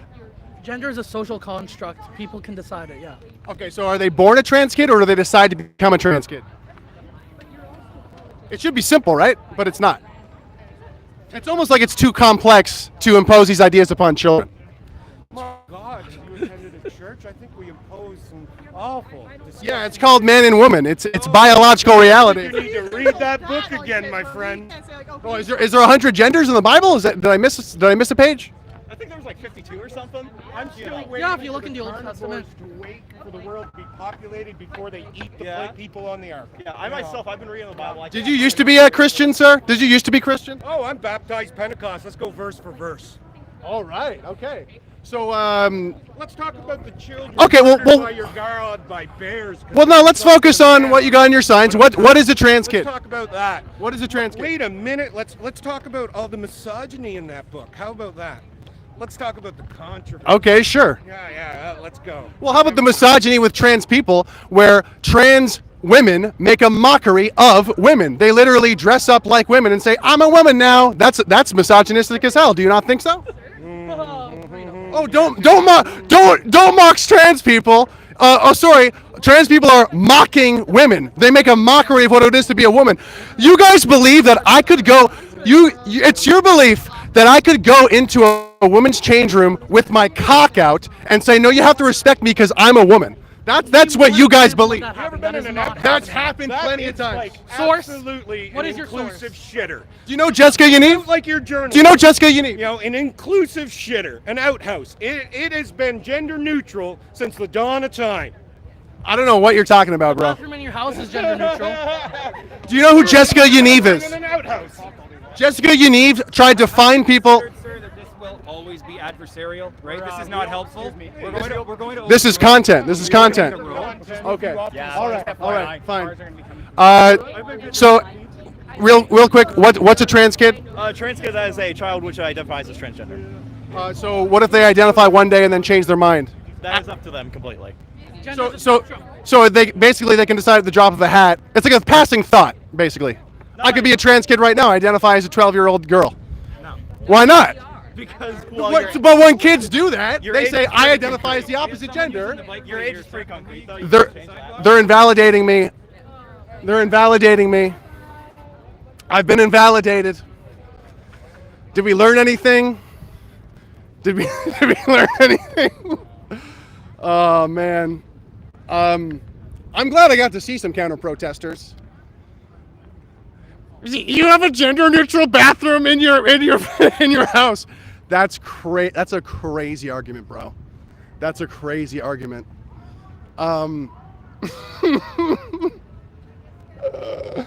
My lord. I did not realize there was a whole bunch of like cops behind me. I'm glad I kind of mocked them though and didn't listen and just kept talking to them. Total Greg W. Mogging the police, just talking to the counter protesters, not caring. That's what we do. Like, share, and subscribe, by the way, if you're tuned in. If you want to save free speech in Canada, go to savefreespeech.ca. If you want to support my work, we're making a documentary exposing the far left ideologues in this country who are brainwashing people like that. And you could go to givesendgo.com/savefreespeech. If there's a mod in the chat, please put it in the chat. givesendgo.com/savefreespeech.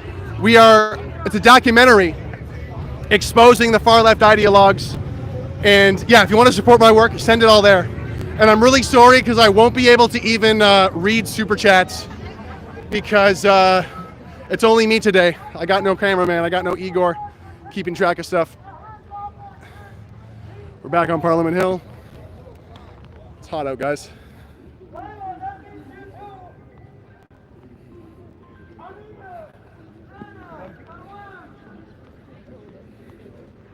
Ladies and gentlemen, our education wing department, that's Amina right here.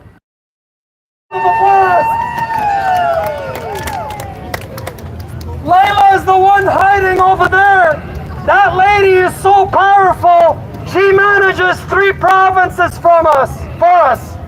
That's BC, the GTA, and Alberta. Layla right there. I want to personally thank, if we were a newscast, this man would be its anchor in David's Hayden.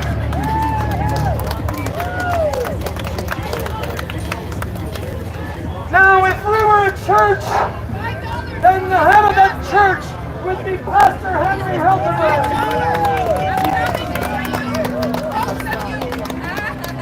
Now, if we were a therapy, ladies and gentlemen, and we are becoming one, that would be our chief therapist, Dr. Ann Gillies. Now, wait a sec here. Wait a sec. Ladies and gentlemen, we got hijacked. Our website was crashed. We assigned some beautiful cyber teams, and I don't think this lady got any sleep, and so did her husband. Give it a round of applause to Marwan and Rena and our IT team. They are having that team. Ali Sar, thank you. I know I'm going to miss somebody. There's a lot of names here, guys. Christine McPherson. I want to personally thank you. I put a lot of pressure on you. I apologize. I apologize to your family. But you got it done. Hands off our kids, ladies and gentlemen, has grown exponentially. Now don't look at the result. Don't look at the result today, ladies and gentlemen. I gotta go to my speech already. Keep it up, Camille, yeah! Stephanie and Melanie, oh my God!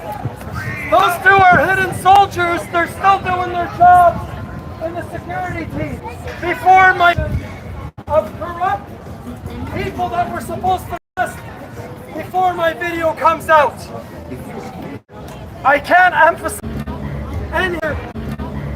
Oh yeah! All right, ladies and gentlemen. Sorry about that. Technical difficulties. I think we're back. Thank you, because when you call them what they are, which is pedophiles, it shuts them right off. Yeah? Does it? They are. Good. Yeah. Did no one else bring that up? It's a good talking point. And they were spreading a message in our Canada's churches to scare people about Muslim Canadians and the Hamas thing and everything else. They're doing that to the boss as well. They're scaring them about our fellow Christian Canadians. So you need to be cognizant of that. And hands off our kids. We're one nation, one flag, and that is the Canadian flag, okay? Let's go to the flag.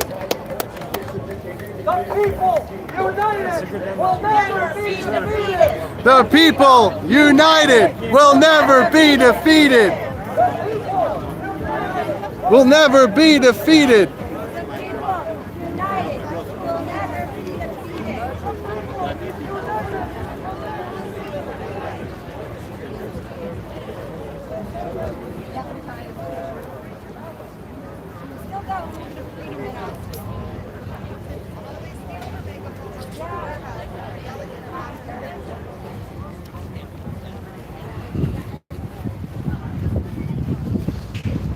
Oh man, I just had a nostalgia kick there. Running on nice grass in the fall.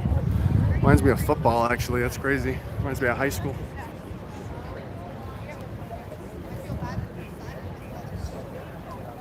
All right, ladies and gentlemen, we're going to pause activities.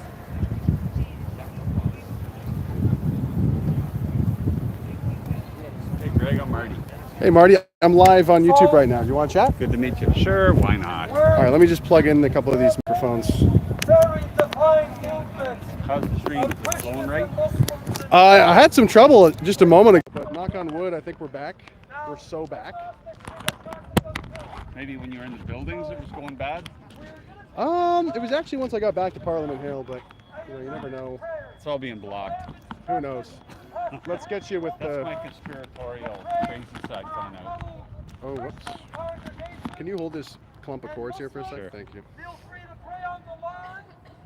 I remember you from the convoy. Nice. Did you chat on camera with me or? No. Okay. We did actually meet back then, but I'm sure you've met a zillion people, so I don't expect you to remember. That's all right. That's cool. So I'm here with Marty. Marty, and what brings you out here today? I think it's a great cause, Greg. I think this is awesome that we're trying to stand up for kids who can't speak for themselves. Yeah.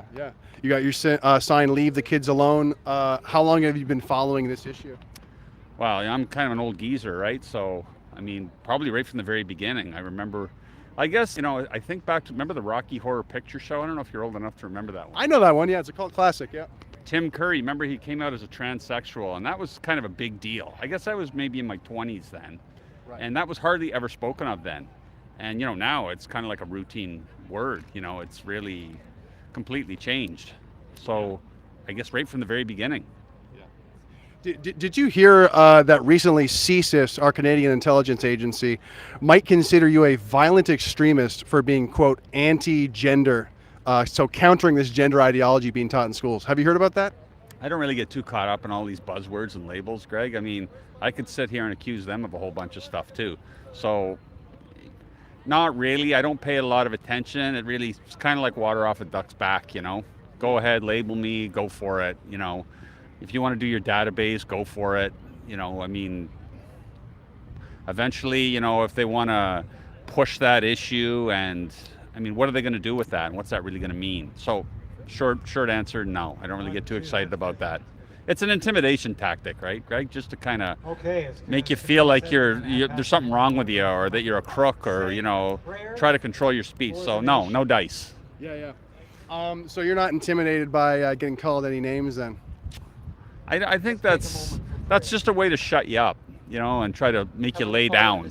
So no, I don't. No, I don't really get too into that very much. I want to hear what's behind that. Like, give me more meat. Like you can say a buzzword, call me a bigot, but do you even know what a bigot is? Half the time, these people that hurl words at you don't even know what they don't even know what the words mean. We ask Thanks you, for your Lord, time. that you would No problem, help Greg. Good to meet be you. Keep very going, much bud. near them, dear Thanks, God. sir. Bless them, oh Father. Help us to be what we need to be for them. Lord, we ask for our government, Lord, that they would repent of their actions that are wrong before you, that are wrong before what the founding fathers had said. And Lord, those verses that are engraved in our parliament, 25 of them, Lord, they are defying them. We ask this afternoon that you would help, Lord, that the leaders would recognize the wrong that they're doing, how they're mocking you, dear God. Lord, we ask that you would help us, help our nation in a very special way, dear God. Help our parents, bless them, dear God. Lord, bless this nation, but Lord, we realize you can only bless this nation as we walk in the truth, dear God. Help, Lord, that God-fearing leaders would take the reins. Help, dear God, Lord, that we would get back on the foundation. Father, as your word says in 1 Corinthians 3:11, no other foundation can be laid than that which is laid, which is Jesus Christ. Lord, we ask that you would help us. Lord, no matter how many of us are here, Lord, that we would stand for what your word stands for. Help this nation in such a serious time of need. Lord, bless the parents, as we said, in a special way, dear God. And Lord, bless our dear children, dear God. Lord, be near them. Your word says that you love them. You love the children. Lord, they are yours. No one has the right. Lord, no one has the right to do anything to them that would be against you. Bless now, we pray, dear Father. In Jesus' holy name, amen. Amen. Woo! Thank you, Pastor. That prayer for the healing of the nation. once again illustrates the religious unity, the interfaith unity we have here today. You had to laugh. I had to laugh at some of those protesters. That small Could I group. grab of you for a 40 quick interview? people. Let's go over Yes. here. You know, it's like we're trying to take their rights away, and we all know it's got Amazing. Let's get you in front over here.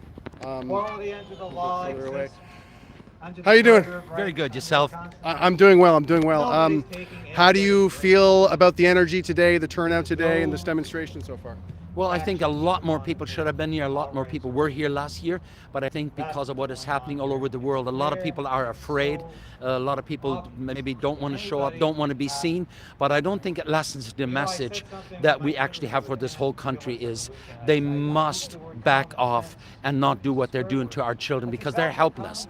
And we must stand up for our children. And I'm glad I was here. Absolutely. And it should Yes. be the byword of Don't got all my of our cameraman here lives today. because I so gotta many make do. people in this country and so many of those MPs meeting over there So, in that West Block building let's right now. let's take a step back here.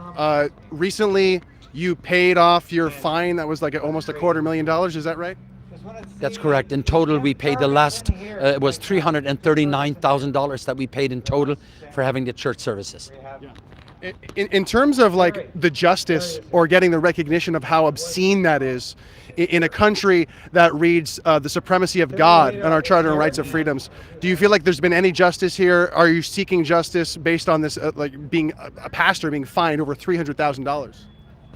Yes, there's no justice at all. If we look at our charter, we look at the Bill of Rights, nothing matches with what they're doing at all. There's no way that they can rightfully charge us for having a church service. But I trust in a God who is just. I trust in a God who will, he said judgment. We leave that up to him.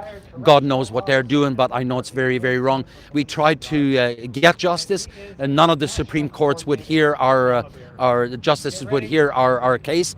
So there was nothing we could do but pay the fines. Otherwise, they would go after the individuals in the congregation, and I didn't think that they should be doing that. If you followed the convoy and everything that happened during COVID, you probably agree with me that we saw every single institution in this country fail us. How do you keep pushing? How do you keep the faith? And how would you encourage more people to keep the faith and keep moving forward? Like I said, whether we see large numbers or not, that's very biblical. We see that even in the times of Jesus. At times he had 5,000 there, at times he had 5 that wouldn't stand. So we're not fazed by the numbers. What we must do is stand in an important time like this. And I would encourage everyone, whether you're here in person or not, but stand up for what is right. Stand against the injustice that is happening, especially when we think of our children. Absolutely. And, you know, I started an endeavor recently called Save Free Speech, talking about Bill C-63, which would quite literally criminalize like basic beliefs as a Christian, for example. Let's move a bit further away. Well, first of all, have you heard of Bill C-63? Yes, I have. I'm not very familiar with it, but I definitely have heard what is going on. Yeah, so on one hand, I want to stop the legislation, but on the other hand, there's a cultural undertone here where Canadians are afraid to even speak out. They're fearful to speak out. You mentioned that earlier. What do you think is important to keep in mind to try and encourage more Canadians to push past that fear and to do something? You hit it right on, because it is by fear that they want to silence us. And we should recognize that, and that should embolden us to speak the truth and not allow fear to take over. We know that what this country is founded on the supremacy of God, recognizing the supremacy of God. So what do we have to fear? Let's stand. Yeah, absolutely. Anything else that you wanted to add about today, or about, like, is there an ongoing trial that people should know about with yourself? So I think the whole thing after COVID, we see that it has kind of calmed down, and that kind of is a reason to why less people show up for in a situation like this. It's a beautiful Friday afternoon, so people want to be with their families, which I understand. But I think we need to be very, very aware and not let go of the battle that is actually happening. Absolutely. Thanks so much for your time. On a personal note, we're doing a documentary for SaveFreeSpeech.ca, and we're talking to Canadians who have been persecuted for their political opinions. Okay. So we're documenting that. You're based out of Alban? No. Elmer, Ontario. Right. Yes. Kind of yes. close to Londonish. That's correct. Okay. That's correct. So yeah, let's be in touch. I don't know if I have your number, but Here, let me give you a card. okay, perfect. Now going through the courts, and he is suing Awesome. Pfizer. Yeah, let's be in touch. Perfect. Would love to get an interview with you for that. No problem. Awesome. Thank you, sir. Thanks again. Yeah. Thank you so much for Thank what you. you're doing. Thank you. Actually, sorry, I just have one last question. Yes. There's a lot of freedom fighters, right-wingers, conservatives who are still kind of like Christ shy. You know, they maybe they recognize it's part of our history, but they're still like atheistic. And to me, I became a Christian recently. I kind of, you know, I just got a lot of like solace and confidence out of putting faith in something larger than myself, which is also connected into the roots of our country. What would you say to these right-wingers or people who are hesitant to, you know, come back to Christ or kind of reject their atheism and believe in something larger than themselves? See, the issue is, we can talk about freedom, we can talk about this, we talk about that, but really, the issue is, let's get back on the foundation. 1 Corinthians 3:11 says, no other foundation can be laid than that which is laid, which is Jesus Christ. The answer is not politics. The answer is not us all getting together and agreeing on something. We must get back on the foundation. We must get back to Jesus Christ. That is the foundation. God bless us. Amazing. Yes. You're a legend. Appreciate it. We'll talk soon. Love that guy. There's just something about the confidence of a pastor, like the energy of a pastor. it's so unmatched. It's so just impressive. I love it. Fills me with faith. Oh my God, I'm having a what are we gonna do now? Anyway, it's on our website. And what do I want to do now here? Tonight, right? But there's a scale that you can, it's an app you get on your phone that you can connect with your kids. You know, when they come Who home can we from interview, school, you guys? say, how was your day? They go, good. Yeah, well, this is the way to create the conversation to find How's out it going, what's sir? How are you? Are you here for the demonstration? That brings us to what we're here today for. Okay. I'm live on YouTube. Did you want to like make a few comments? On our website to help parents Okay, cool. that have to have their kids in the government-run schools. Many people will say, pull your kid out of homeschool. That's not feasible for everybody. Well, a lot of parents don't Looks like realize the crowd in is Ontario, mostly a child dispersed. does not need to be vaccinated to attend school. They need to file an exemption form. So we have those forms available on our How are we doing, website. chat? I'm sorry I can't read anything. We have a parental notification regarding gender ideology. The language is for the United States, but there's a lot of language in there that you can pull out and use for yourselves. There's a parental notification to school regarding medical treatment. Without Jesus, you're nothing. So true. But we're So here true. today, hands off our kids, that's what it is. It's basically saying my child will receive no medical intervention at school, and if you do, you can be charged under the Criminal Code of Canada for assault. Send it to your school, let them know. We've got a guide on how to challenge a school board, how to be an effective delegate at a school board meeting. We've got a guide. It's a questionnaire you take with you when you go to your parent-teacher meeting. A whole host of questions to ask your teacher, your child's teacher. What kind of internet access is my child going to have? Walk around the classroom, because if they're leaning towards all this ideology, they may take the posters down. Have a look at the books they've got in their room. That'll give you an idea where the teacher stands on all of this. It's on our website, mamabearsproject.com. I've got cards here if you want to get some cards when I'm done speaking. That's not all we've got. We've got a little meme, and it's questions to ask your child when they come home from school. Did any adult today tell you that it's okay to lie to mom and dad? You need to be involved. We need to stop trusting that the people that are running the schools have our children's best interest at heart. They do not. We also have an access to a website, SOGI123, where you can access all the books that are in the libraries in the schools. So you can go in, you can put in your child's school, and you can find out what books are there. Do that. Be aware. We need to be involved. We need to challenge. So that's what we've done. And what I'm suggesting for you, you need to do something as well. And coming here today is a great start. And kudos to everybody that came out. But it's hot. But we need to be involved. And everybody has a talent. Not everybody has to start a group or, like Camille, organize a nationwide march. It's a simple thing of sharing something on the internet. We've got Mama Bears cards. They're a great tool to expose what's going on. On my phone, I carry pictures of genderqueer. And I'll say to parents, can I show you something? And they'll look at it and I'll say, do you think this is appropriate to be in a school? They'll go, no, it's not in a school. Well, yeah, it is in a school. Because a picture speaks 1,000 words. So everybody here can do something, whether it's large or small, but we need to do something to protect our children. They are depending on us. So what you can do and help us to expose and to let parents know is follow us on social media. Get some of our cards, hand them out, let parents know. We've got some great tools and information on our website. If anybody gets anything back from your child's school, surveys or anything that's offside, please let us know so that we can share that with other parents so they can be aware, they're looking, so that they can protect their children. So I thank every one of you for being here. Remember, we are the 99%. Yeah. And together we will protect our children. Thank you so much, Terry. Cards over here if anybody wants them. No, I didn't. Thank you so much, Terry, for that. No, I'm solo. Speaker Who started his speech on the march, but he's going to finish his speech now. And as I said, it was Camille's speech at the One Nation Under God rally that we had right here, actually right over on that sidewalk in June.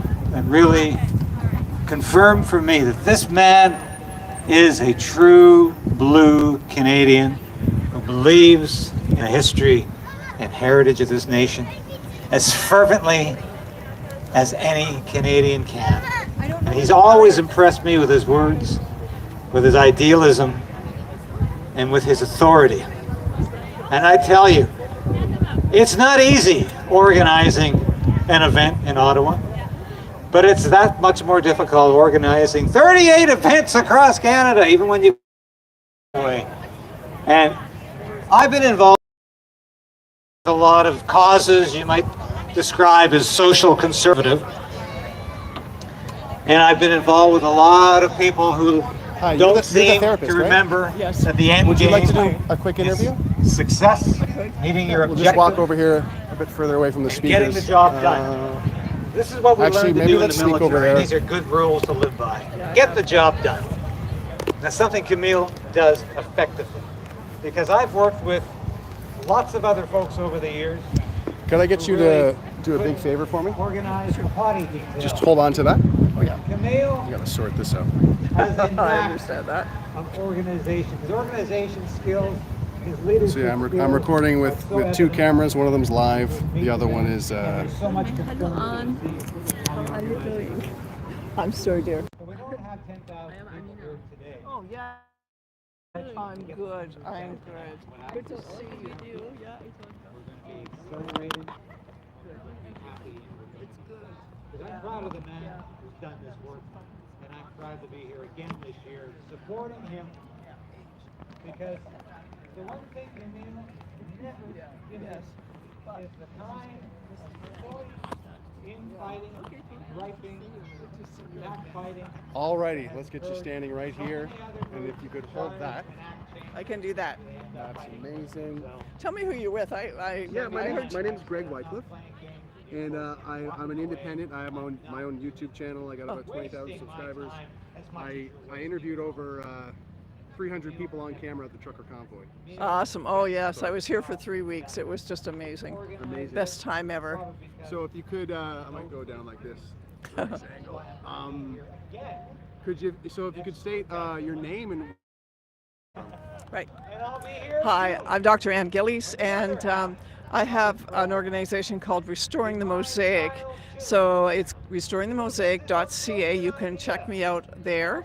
I'm a retired trauma therapist from Ontario, and I'm at the march because for many, many years I've been researching gender and sexuality. I've written several books on this subject, and I just so appreciate what Camille El-Sheikh has brought to Canada and how he has motivated a movement across this nation. So it's a privilege to be here today. Amazing. Thank you so much. And Bill C4. Oh. I know my stuff. Yes. Oh, I spent 3 years of my life, just kind of learning to write briefs. I mean, didn't write briefs, but I've had to learn a lot along the way. So I did a lot of work behind the scenes, but also talking to politicians about Bill C4. And probably one of the biggest disappointing days of my life was when I saw our conservative politicians that we'd worked so hard with and who really understood what it was meaning and who had said they would stand with us, the entire caucus turncoating on us, and that was a really hard moment. But now here we are a few years later, and you can see the strategy behind that bill. Sorry, let's move this way a bit. Yeah, it's gonna.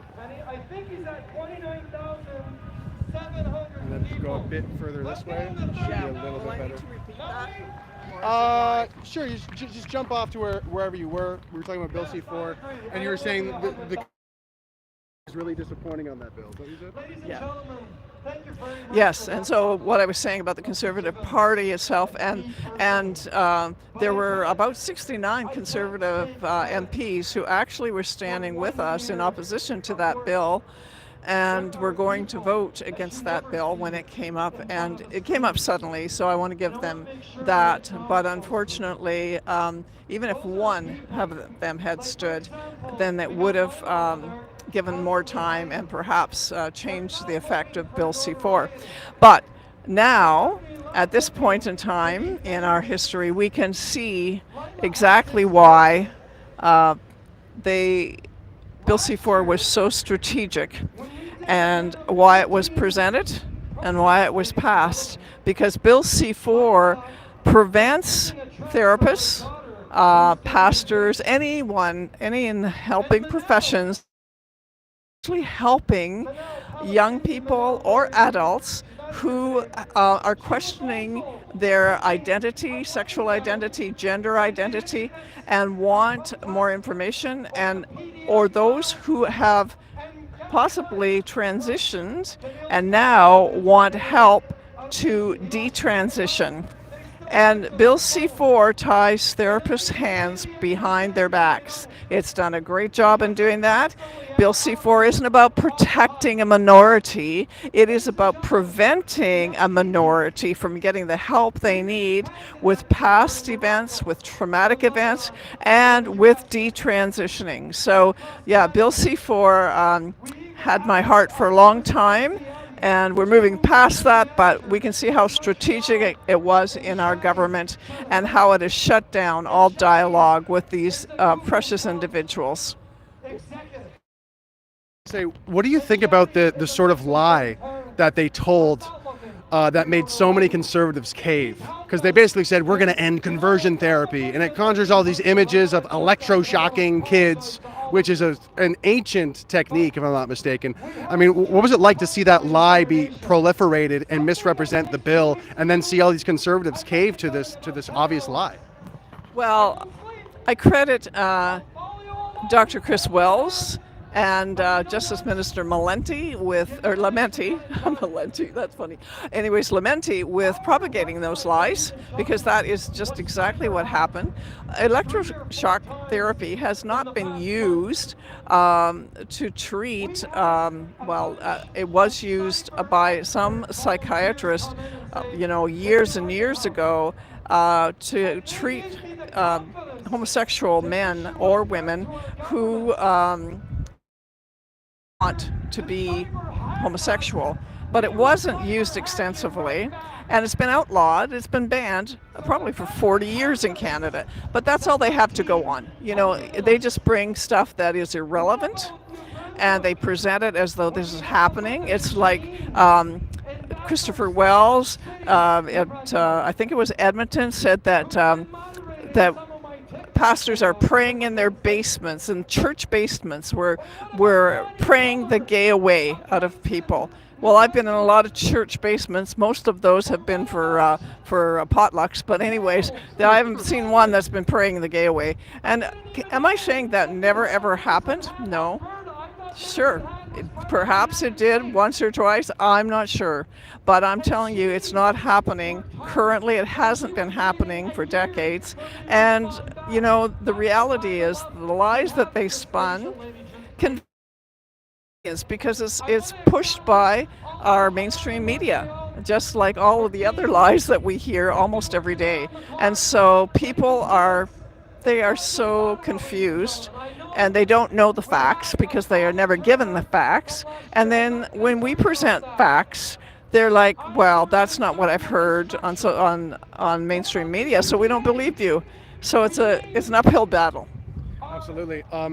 So I started an organization called called Save Free Speech, which is exposing Bill C-63. Have you heard of Bill C-63? Yes, yes.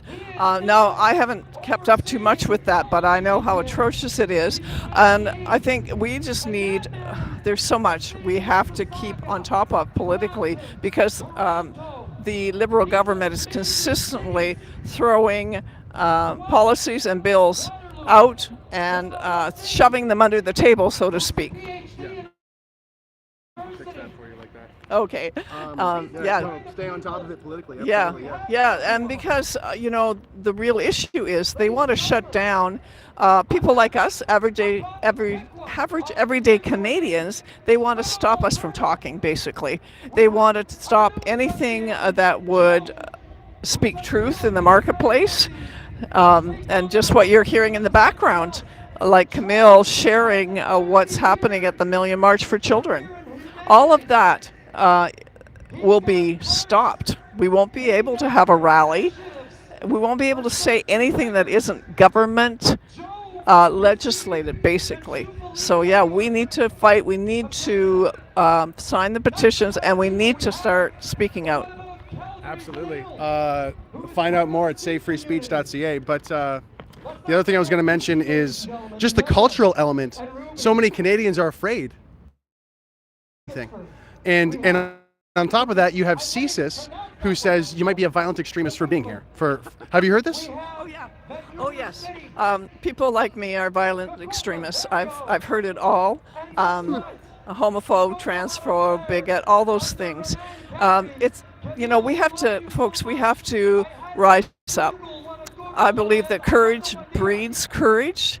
I think, and I am an evangelical Christian, so I do have a strong faith, which helps me, I believe. But no matter what, we as Canadians need to start actually getting the facts straight, and we need to get a backbone. If we don't do this now, we won't have a country for our children.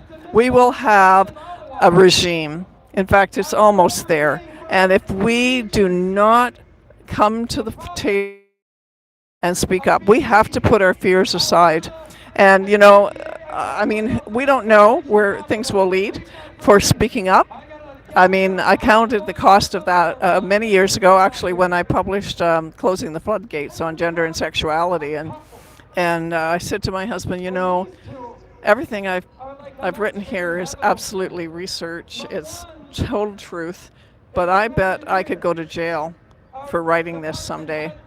And he said, oh, no, that was 2016. That'll never happen. That won't happen, Anne. And about 3 years ago, he said, you know, that could happen. That really could happen.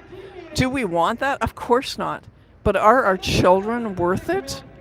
Yes, they are. And someone's got to speak the truth. And there are many now. I'm encouraged, actually. I'm very encouraged by marches like this and the people that have come, because people are starting to support, to learn truth, to stand firm. And so I have hope. I have hope because that wasn't there a few years ago. So, you know, the government can only push people so far. That's my hope. And then they'll start waking up. Awesome. Where can people find you online if they want to learn more about your work? So I am online. I'm on Facebook and all those kind of platforms, Rumble. You can find me at my website, restoringthemosaic.ca. What was that one more time? Restoringthemosaic.ca. Restoringthemosaic.ca. Thank you so much for your time. And before you hand me that, I'm going to hand you one of these. Perfect. Yeah. There's a video on our homepage right now called The War on Parents, Canada's War on Parents. Awesome. So yeah, I encourage you to go check it out. And we're also making a documentary, which is really cool. Oh, Yeah. good. Yeah. Now, did you see Gender Wars? I haven't, no. Yeah, so I'm in that one at the end. Okay. Yeah, Gender yeah. Wars? Okay.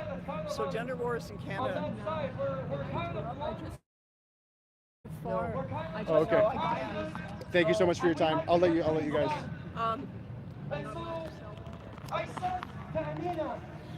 It's hot out here, guys. It's hot. Let's see the end of Camille's speech here. Very calm lady, very humble. Give me about 48 hours, let me think about it. I'm like, can you do it in 24? She's like, sure, okay. And then she called me the next day and she said, Camille, it's on, but you promised me that you'll build me a team. I said, I don't break any promises because in the Quran, if you make a promise, you must fulfill it, just like it says in the Bible. So we grew the education wing. Now we have, ladies and gentlemen, education ambassadors in every corner of this country. The purpose of the education wing. We're complaining about Soji. The education wing is going to hold our teachers accountable. It's going to hold the board accountable. It's going to hold politicians accountable, but it's going to do it in a practical sense. What do I mean by that? In my One Nation Under God speech that David and I walked together in, the purpose of the education wing is if you dare to force your sexual indoctrination on us, we're going to hold you accountable. What did we do? I'm going to give you an example of Parhaven High School, Michel Jean. I keep mentioning that school. That principal hasn't slept since June. Now, had 723 students. And out of the 723 students, on June the 3rd, when we asked for a nationwide boycott of the pride flag, we had a 50% participation on average from coast to coast. But average does not mean it's only 50. That school had a 93% or 90% participation. Yeah. Ladies and gentlemen, Michel Jean, out of the 723 students, Christians and Muslims that day answered that call, and we had 591 boycott that day. Yeah! Now, and the people that found out about it called in the school and asked the principal that their kids go to the auditorium. They're going to skip that lesson. But I got a follow-up story. I got an update to that story. That was one win. Our second win, I had received the call. Now I try to answer all my calls because I want to acknowledge every Canadian working hard. Everybody's working hard. So if I have to do it until 1 or 2 a.m., everybody's doing it. So should I. That teacher, that woke teacher of Michel Jean, came and went to parents and wanted to make them sign a legal document saying, you should have been there June the 3rd. Parents were quickly calling me, Camille, what do we do? I said, don't sign the paper. Then it becomes a legal document. You're welcome, education team. And that's part of our litigation team at Hands Off Our Kids. So what happened that day? That teacher didn't get any signatures, and she was militant. And so I said, I'm gonna visit the school myself. And the principal's like, who is this guy?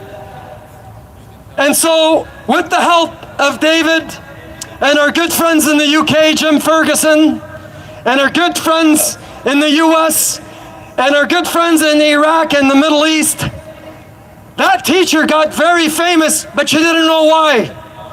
Once she read the article, now she remembers my name. I don't want that man visiting me for bad publicity. I want to keep my job. So guess what, ladies and gentlemen? That teacher was fired this year. Woo! Thank you, and I just thought I'd go Daniel Smith. So ladies and gentlemen, when I say this is a marathon, it's not a sprint. And I always repeat that when David is interviewing me or when anybody's interviewing me. We're willing to do it if we have to scratch at the surface to get to the bottom of that nice oak tree. Disappears. I don't know if she's leaving yet. No, she's not. That's what we're willing to do. Thank you. And we're very patient. We're very subtle. We're very peaceful as well. And so, not only did this principal not want any trouble, we're going to thank you, by the way. Thank you very much. I don't know, I forgot your name, but I'm sure our team will reach out to you. That principal said, I'm going to take all the pride flags out and put Canadian flags as Camille suggested. And guess what else I'm going to do? I'm going to open the gym so you guys can pray in it at lunch. How's that? I know we are betrayed. Like this beautiful building, you look at it, look at it, look at it, look at that flag. That's a beautiful building. We can retrieve that. We can get that back. I'm disheartened because I remember in 1987, I had, do you guys remember that baseball glove with the gum in the middle? I used to eat my ice cream over there on Canada Day. In 1987, I was only 7 years old. That's called an eternal flame. It's not really eternal right now. So ladies and gentlemen, at Hands Off Our Kids, our commitment is to bring back the Canadian values that we hold dear. What are those Canadian values? Some people are like, oh, you Muslims are going to pass Sharia law to Canada. Sharia law means I pray 5 times a day. Sharia law means that I respect the laws of the land. Because there's Christians in it, there's Jews, there's Buddhists. And then there's a verse in the Quran that says there's no compulsion in religion. Do not listen to the media, ladies and gentlemen. Listen to David Creighton. I'm sponsoring you, buddy. Or listen to Greg Wycliffe. That's our comedian. You know who they are. You guys are talented. We got a lot of hope. We got a therapist over there. This lady is so humble. She doesn't like to take. And I have to like force things on her because she's a giver. Because she believes in her evangelical Bible that in order to receive, you need to give. Right? Am I right, Dr. Ann? Amen. Amen. Let's get an amen. What is Dr. Ann doing for us? Well, Dr. Ann started this journey in 2007 or 2006. Is that correct? Before that, but you really went deep into it. And she spent every dime and nickel she had, and that was her form of charity. At times, she got condemned, rebuked. She's one of ours now. One nation, one flag, and that's the Canadian flag. And we're going to put everything in our power and our resources to make that lady heard across the country. And she's going to be working closely with the education wing. I'm not a therapist. I'm getting advice from her all the time. That's what we're building here. We're not looking to reinvent the wheel, ladies and gentlemen. we're definitely not looking to reinvent the wheel, because there are people there like the Mama Bears, like Veterans for Freedom. Veterans for Freedom, that's 24,000 members. I named a spokesman in Jeff Evely, our spokesman, and this guy, he went to court, I went to court to stand by our guy. Jeff Evely served our nation, and I want to take this opportunity to thank you, sir, and I apologize on behalf of our city that it disgraced you. That's not what all Ottawans feel like. And that's why you are our spokesman for the movement. We did that on purpose. Why, you ask? I remember that on behalf of the organization, that we issued a threat: if you dare to counter us, we will consider every one of your events a counter. Now, they called in our offices, and I think they spoke to Lila Arana, and they said, is Camille planning on countering our Trans Remembrance Day? And I said, oh my God, there's actually such a thing? I thought it was Remembrance Day. So I'm like, you know what, tell them, forget it this year, but put it in notes. So this year we're planning to counter your Remembrance Day, and we're gonna get help from Jeff Evely from Veterans for Freedom to help us do that. Woo! Yeah! Ladies and gentlemen, thank you very much for showing up. I want you to go to handsoffourkids.ca. Everybody that has worked in the past year and a half are working out of pocket, time and resources. Christine, where's Christine? Oh my God, I'm forgetting somebody. I apologize. Christine has been working around the clock, Stephanie and Melanie.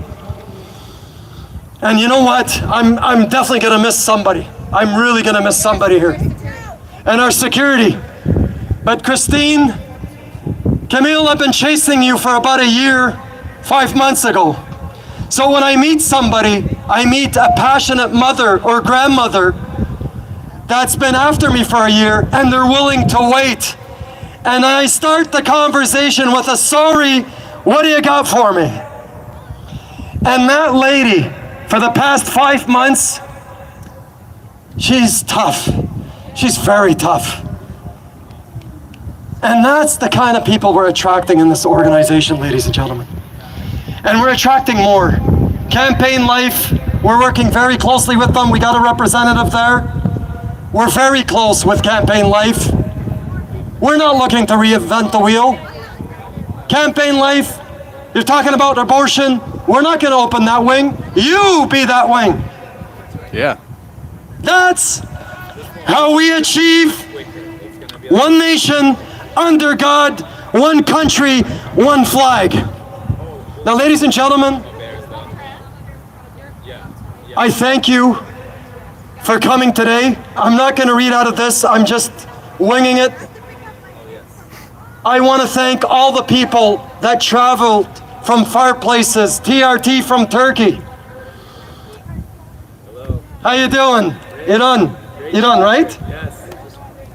I want to thank Alex from Russia. Where's Alex? You guys couldn't miss him. He's about 7 foot tall. He makes me look short. I want to thank our Asian media. I want to thank you, Greg.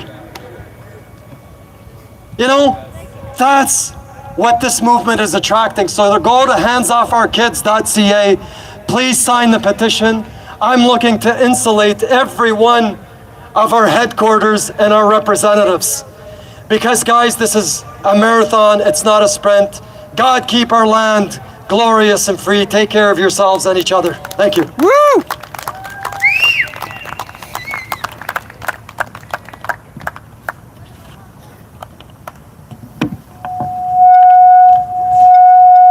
Sorry guys. Do we have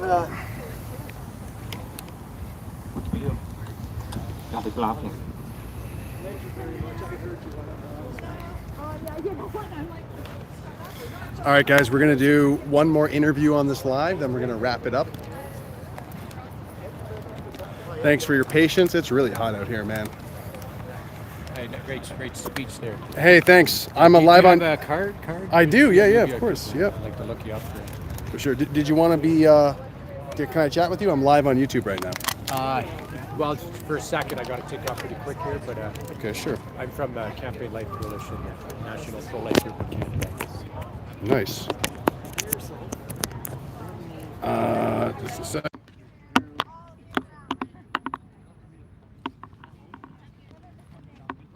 All right, can you do me a favor? Hold this. Sorry. Hold this. And this. Like that. Usually I have a cameraman. Yeah, okay. All right. All right.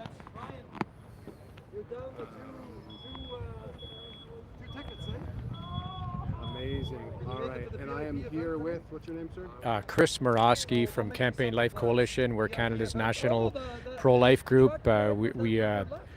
We defend the pro-life position from conception till natural death and family values. We run the National March for Life on Parliament Hill every May, right here on Parliament Hill where we're standing right now. And we're participating today because we see the danger of the attack on family values and the imposition of these terrible, immoral policies that they're pushing on grade school children. As I always say, I mean, you see these 12, 13, 14, 15-year-old girls being pushed to take these strong, powerful drugs and then convinced to have surgeries. And I keep wondering, when they're 35 years old, you think they might regret something like that. Yeah, so you think, I keep saying they're going to regret something like that, 20 years down the road. So, we want to be a strong voice to, warn people and tell parents, alert parents that, these things many, many times are being pushed on their children without even their knowledge, which is a complete tragedy that, this is happening without parental notification and parental consent. So we're glad to be here today and glad to speak to you all today. Thank you. I'm curious because being pro-life is really a stance that gets crapped on a lot in Canada. Like it's if you talk to anyone about this, conservatives will say no debate. We're not going to debate it. It makes us look bad. It makes the media look bad. So what's it been like? It's definitely been an uphill battle. But why do you think pro-life people get dismissed so quickly and effectively in Canada? And what's it been like fighting against that? Well, sure. Yeah, we wish that more politicians would have the courage to, be openly pro-life. They seem to be always running and hiding from the issue, which is a shame because, the right to life is a basic human right, and all other rights are meaningless if you don't have the right to life. We would like to see more open pro-life politicians. We help to find and elect pro-life politicians, and we're very disappointed when they run from the issue. As I say, I mean, if you're okay with the taking of someone's life, then you can be convinced of anything else. And obviously, we've heard all the arguments. The child is disabled, but human life is a human life from conception on, and you can get tremendous joy from even a disabled person. As we all must know, many disabled people, they don't deserve. Their life is not diminished. In the eyes of society, or it should not be diminished in the eyes of society, just like any other life. So that's why we keep fighting for this in Canada and around the world. We lobby at the United Nations against all the terrible policies they're trying to implement on Canada, and so that's what our work involves. Do you work with what's her name? Myrta is her name? Yeah, I do know Myrta. I don't know her personally. I know the name, and I believe she's one of the ones that works with us at the United Nations. Yes. Awesome. So I'm curious, like, tell me a success story. Tell me like have you made any recent progress on, getting in front of politicians, or like tell me some wins that you guys are getting in the pro-life movement in Canada. What does that look like in 2024? Well, I mean, we do have some of them will come out to the steps, at the National March for Life. We wish more would be, not afraid to show their faces at the National March for Life. So, these are obviously, it's happy when we do see some of the politicians out here. And then throughout Canada, there's different areas of the country that are, as we're up here today for this issue today, the transgendered issue. I knew New Brunswick and Alberta have both been pushing back on it, so those are successes. And then locally, we have some strong trustees, some strong local politicians. Unfortunately, they're in the minority, but we always applaud and are very grateful to the officials at any level of government, municipal, provincial, federal, who have the courage to stand up for their convictions and be openly pro-life and be a great example for other Canadians. Do you hope to, kind of piggyback off of this sort of anti-trans indoctrination? Because I feel like it's certainly connected the two issues. Yeah, I think a lot of people, they just want to go home, have supper, get some exercise, and don't worry about things. But I think what's happening is all of a sudden, parents are hearing about horror stories about what their children are being taught in schools or what's been happening to their child in school. So I think it's a wake-up call. And I think that when they start to look at all the issues, they're going to see how all the life issues are tied together. The pushing of this terrible indoctrination on children, and then the disrespect for human life from conception until natural death. Obviously, we're battling at the other end of life against euthanasia and the implementation of MAID. I was just at a funeral yesterday. A lady died of ALS, and she just wanted to die naturally. And she made it well known that she didn't want MAID, yet the hospital was still pushing that on her, week after week, was still, asking her if she wanted MAID. And so we fight against that. We fight against the disrespect for human life from conception until natural death. Do you think, are you a Christian yourself? Do you think that's an important part of this battle? Yes, I'm Roman Catholic myself, and I think when people finally do study the issues and start examining what's actually happening with the taking of human life through abortion and the pushing of these terrible policies on little children, they start to see that it's all God is involved here. God created life, and they start to see how you cannot take a human life and a life created by God, and that ultimately God is in charge. And I know it seems maybe general society thinks that we're not winning, but ultimately God's in charge. And if more people start turning back to Christ, then eventually the tide will start turning. Amazing. Thanks. You got to go, right? Yeah, I should. Okay, all right. Thanks so much. No, thank you very much. Appreciate it. Good to talk to you. You as well, sir.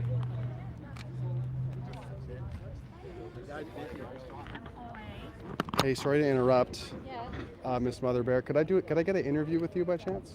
Sure, I'd love that. Would you excuse me for a moment? Hey there. How are you? Okay. Hey, I'm Greg. Nice to meet you. Sorry to interrupt, man. Yeah. Good to see you. Yeah. All right, excuse me, I'm going to talk to Greg for a minute. How are you? I'm good, thank you. Now, who are you Good. with? I'm Greg Wycliffe, so I have my own YouTube channel. Oh, okay. I interviewed over 300 people at the trucker convoy. Ah. And this is something that I do now. I report on the people who are fighting against the corruption and all that type of Okay. stuff. Oh, all right. Okay. Yeah. I loved your speech. Thank you. You know so- what? It was kind of... No, it was Because good there though. wasn't many people. I forgot a couple of things, but whatever. So one of these is live, and one of them I'm just like recording Okay. HD. Right here is fine. Okay. You can hold on to that. I know it's going to be a little makeshift. That's okay. That works. Situation Let me there. just put that there. But if I could first just kind of get you, let me just line these up, make sure they look good. 1 second.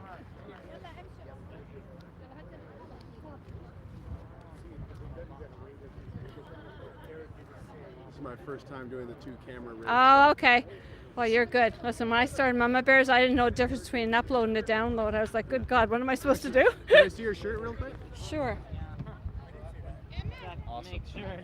So what's your name, and tell me about your organization? My name's Terry Haydar, and I'm a member of Police on Guard and also national coordinator for MamaBearsProject.com. Amazing. And what brings you out here today? Well, I mean, hands off our kids. We are here to protect the children. In regards to a little bit of background, Police on Guard is a group of active duty retired officers, military, police that saw we were losing our freedoms in 2020, and we formed, and we've brought a lot of information through our whistleblower series, through, then they came for the Canadians and are demonstrably justified.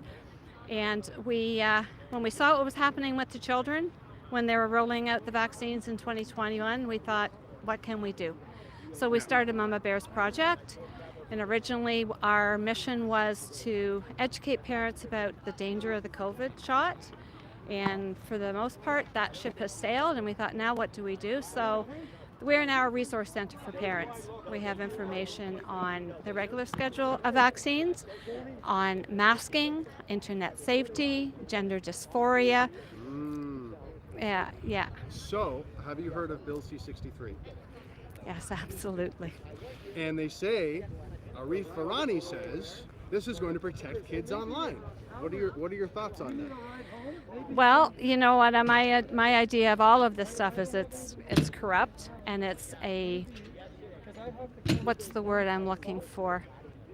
Trojan horse. Yes, thank you. That's the word. That, you know what? They do not want to protect the children online. I mean, I have learned now from my involvement that the number of children that are exposed to sexual abuse through different internet venues, never mind with the gender dysphoria, how many children, which, you know, all teenager goes through, questioning and wondering and thinking they're not pretty enough or handsome enough or big enough. And then they get online and then they see all these people saying, oh, it's so wonderful, go cut off your boobs and it's going to solve all your problems. So yeah, you know what, we advocate it, and it's every parent's choice. No child should have social media before 16. There's absolutely no need. There is phones out there that you can purchase that, you know, if it's a safety issue that you feel you need to get a hold of your child, you can call them or text them. But they don't need to have access to the internet or to social media. They're not old enough. They don't understand, and there's too many predators out there just waiting for some vulnerable child. Absolutely. And how do these politicians have the audacity? Arif Farani has the audacity to say, we care about protecting kids from sexual exploitation. This is the same government that endorses the Pride Parade. It's the same government that endorses this education. I mean, how does that make you feel as a parent to see that hypocrisy? Well, obviously I'm involved in this Free Net movement because I'm aware of the corruption that is overflowing in not only our government, but governments around the world, because this is not an issue only in Canada. I mean, it's very, very prevalent in the United States. It's everywhere. There are children under attack. And so for the politicians to say that they are trying to protect the children is, I'm sorry, I'm going to be politically correct here because I'm representing Police on Guard and Mama Bears, but it's a lie. They don't care. Absolutely. I wanted to ask, also with CSIS, they recently said people who are anti-gender or oppose the gender ideologies taught in schools, that you might be part of an ideologically motivated, violent extremist group.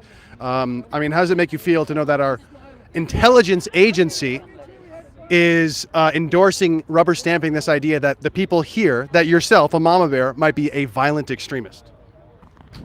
Quite frankly, I don't care what they think about me. I know who I am and I know what I stand for.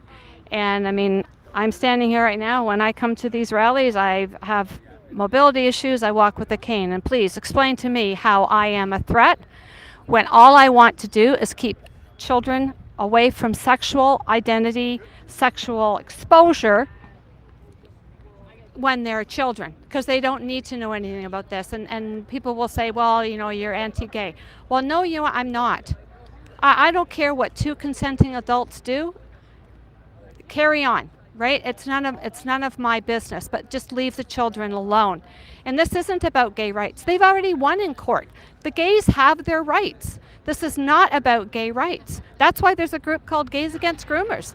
They see what's happening. This is about grooming our children, normalizing sexual behavior so it's easier for a pedophile to prey on them. That's what this is about. And it's wrong. Absolutely. Thank you so much for speaking out.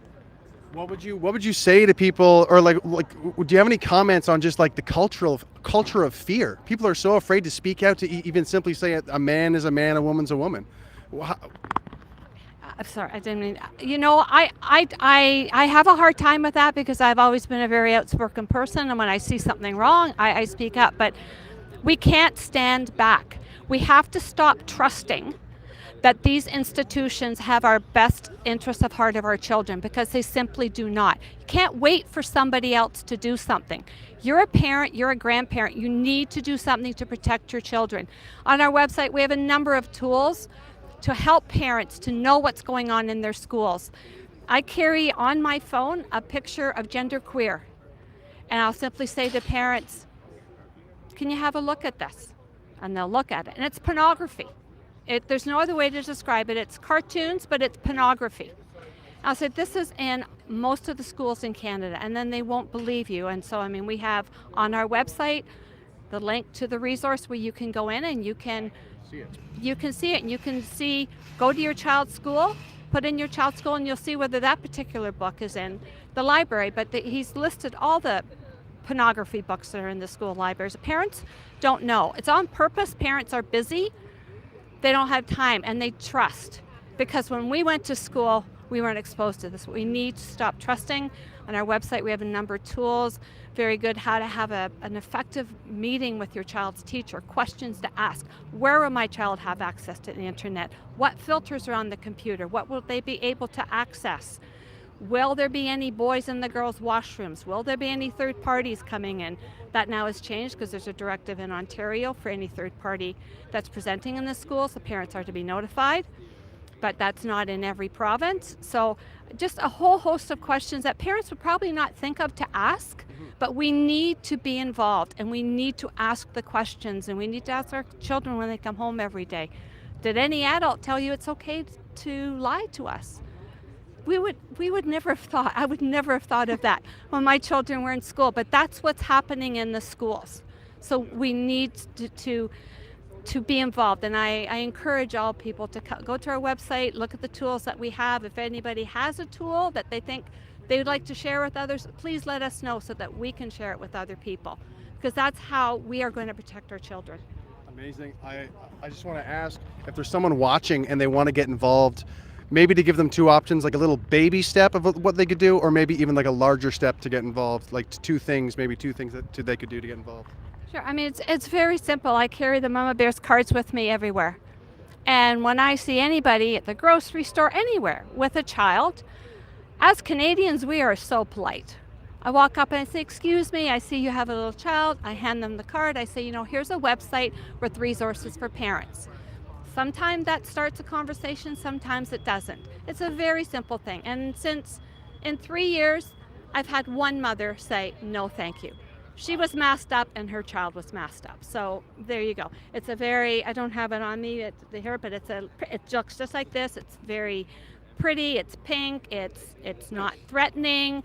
People take it. So I mean, that's a great way to spread the information. Share our posts on social media. Let people know about our website, and we could use help with social media with well, yeah, you know what, when Mama Bear started, I didn't know the difference between an upload and a download. I didn't know what Instagram was. I didn't know what, I'm flying by the ass of my pants here. But you know what, we've muddled through, but the more exposure we get, the more people are aware. Amazing. I'm curious, on a personal note, I started savefreespeech.ca to stop Bill C-63, to educate people. But I wonder if I could get the endorsement of Mama Bears. I don't want to get ahead of myself, but like just a clip to say, Bill C-63 will not protect kids online, or your own version of Bill C-63 will not protect kids online, and to learn what it's really about, go to savefreespeech.ca. Can I get you to say that? Yeah. Bill 63 is a very scary bill that's coming through, and the government is trying to paint it that is going to protect our children online, which is completely false. And we are proud as Mama Bears to support savefreespeech.ca, because they are fighting very hard to bring exposure to this so that parents are aware, and we need to stand up and fight it. Amazing. So just one time all together, Bill C-63 will not protect kids online. To learn more, savefreespeech.ca. Bill 63 will not protect kids online. To learn more, visit savefreespeech.ca. Let's do it one more time. Okay. That's great. You're doing great. Bill, ready? Bill 63 will not, and I repeat, will not protect children online. To learn more, go to savefreespeech.ca. You're amazing. Thank you so much. Oh, thank you so much. You know what? Actually, I saw one of your videos, and I was going to clip it because you were talking about the gender ideology. Oh, is it the recent one, the war on parents? It could have been, because there was something there in there. Because I like to just share like Yep. no more than 5 minutes, right? Because I find, attention spans for sure. Yeah, and now that I'm talking to you and looking, We're still live right now, if that's okay. Okay, all right. Anyway, you've put out some excellent stuff. So, Thank you. yeah, and yes, absolutely, we support you with the stuff that I have seen. We definitely support anybody that wants to bring exposure to what is happening in our country, and particularly because of today, around our children. Awesome. Is there anything else that you want to share with the people at home or to encourage them to speak up? You know what? I started in May of 2020. I've got a big mouth. I was at rallies, and here I am, 68 years old, and I'm still okay. You know, what can they do to me? Call me a name? Oh, well. You know what? Our children need us. So don't wait too long, because it'll be soon in Canada. You can't speak up. We need to protect our children.